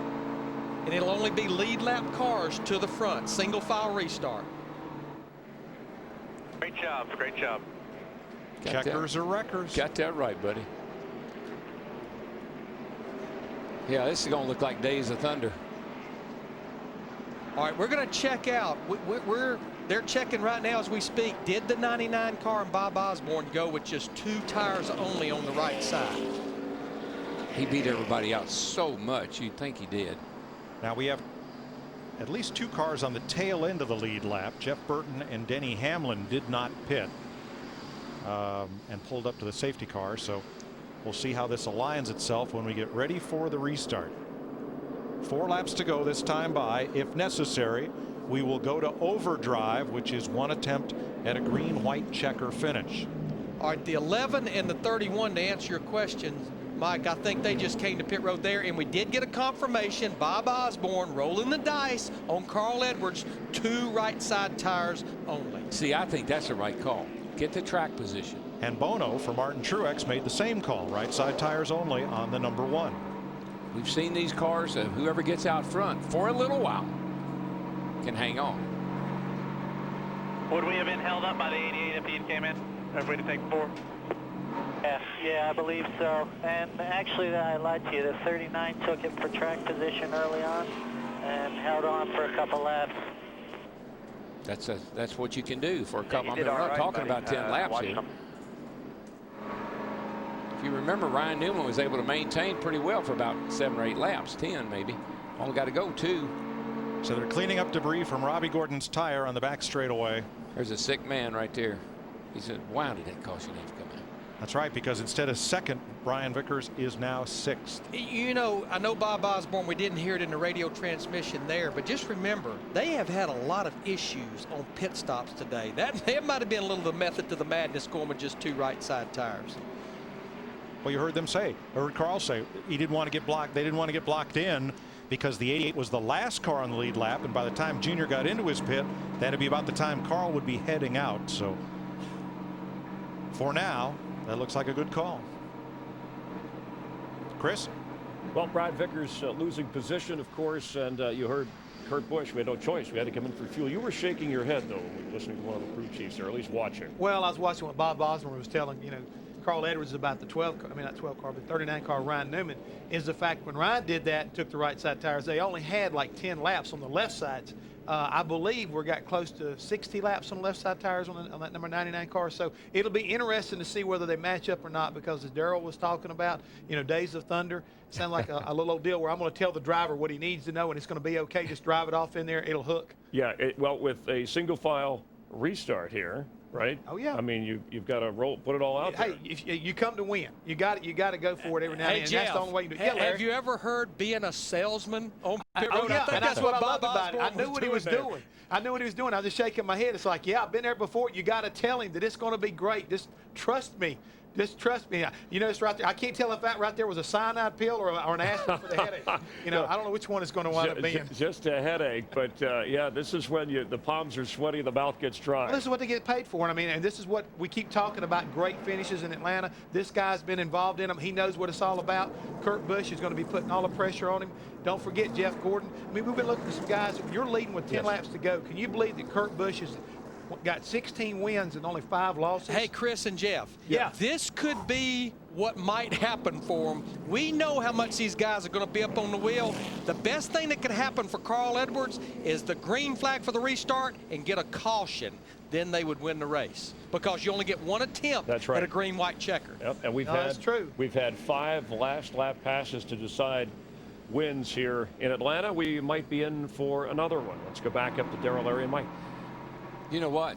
You could have put 6 tires on that 99 car, and you ain't going to beat that 2 car. I can just tell you that right now. You're right. Unless, as Larry says, a caution comes out before Kurt can get to it. How many times have we had cautions on the restart at the start-finish line? That's the only way, because you watch this dude, when they drop that green flag, he'll go around him on the outside like he's got a rope tied to him.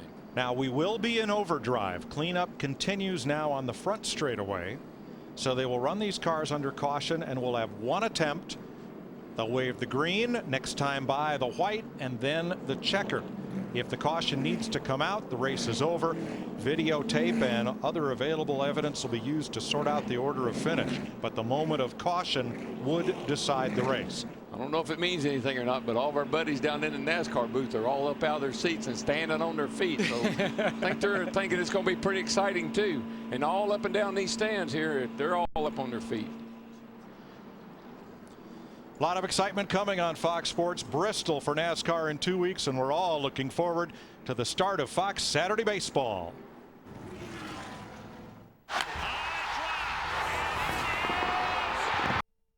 Kurt should clear him off turn 2. And we know how bad that cat back there in third, he wants to get to victory lane. Jeff Gordon in that 24 car, he's got 4 fresh tires. Martin Truex Jr. in one, only 2 tires like the 99. And how about old Harv in 5th place? How many times have we seen where did he come from on the last lap? Yep. And we know he got his first win here at Atlanta. Smoke's up there. He's up in the 9th place. Casey Kane, Clint Boyer. We got us a little Jimmy shootout Johnson. here, boys. A little shootout. 2 laps. Here we go. It's on.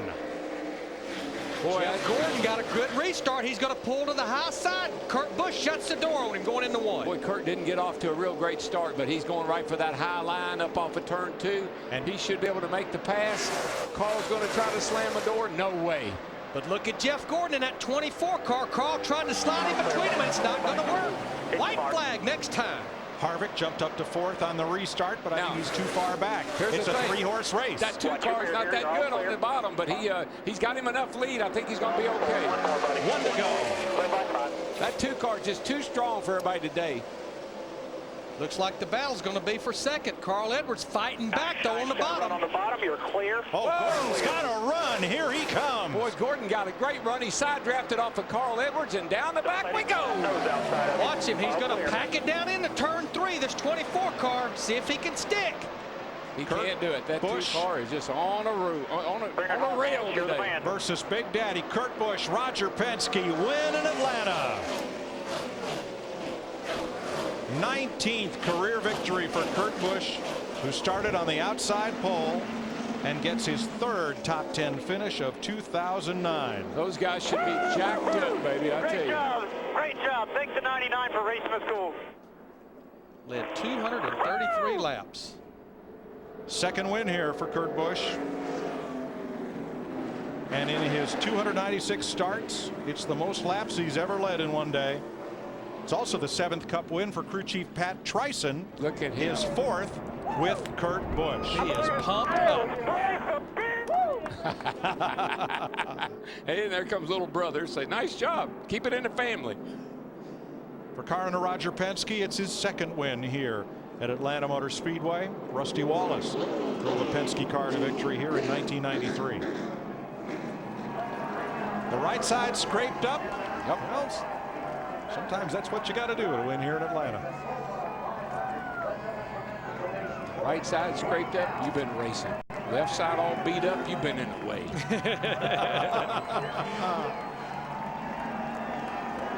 Well, this is something new. He doesn't understand what the Polish victory lap's all about. Somebody needs to explain it to him. I will say that this is different here. I believe he's going to go all the way around this mile and a half racetrack backwards. I see the basis of a new Digger cartoon right here. This is just something bad wrong with this. Folks, this victory lap's going to take a little while. He's just unwinding a little bit. Yes. I wonder if they'll credit him with 1 less lap run. Victory lane after this. Kurt Busch went to victory lane here at the Atlanta Motor Speedway.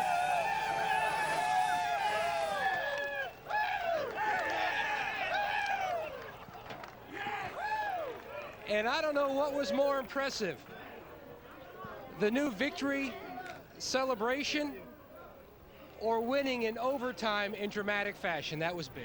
Man, this was an incredible race. I have to thank my guys. This car was unbelievable, and good things come to those who wait. We waited over a year and a half with this COT to find a good package, and we've had that to start off 2009. So unbelievable with the Miller Lite Dodge today. Great calls by Pat Trison, our engineering staff. Penske Power, Power, it's back. It feels awesome. And also for the Busch family, back-to-back wins for the second year in a row.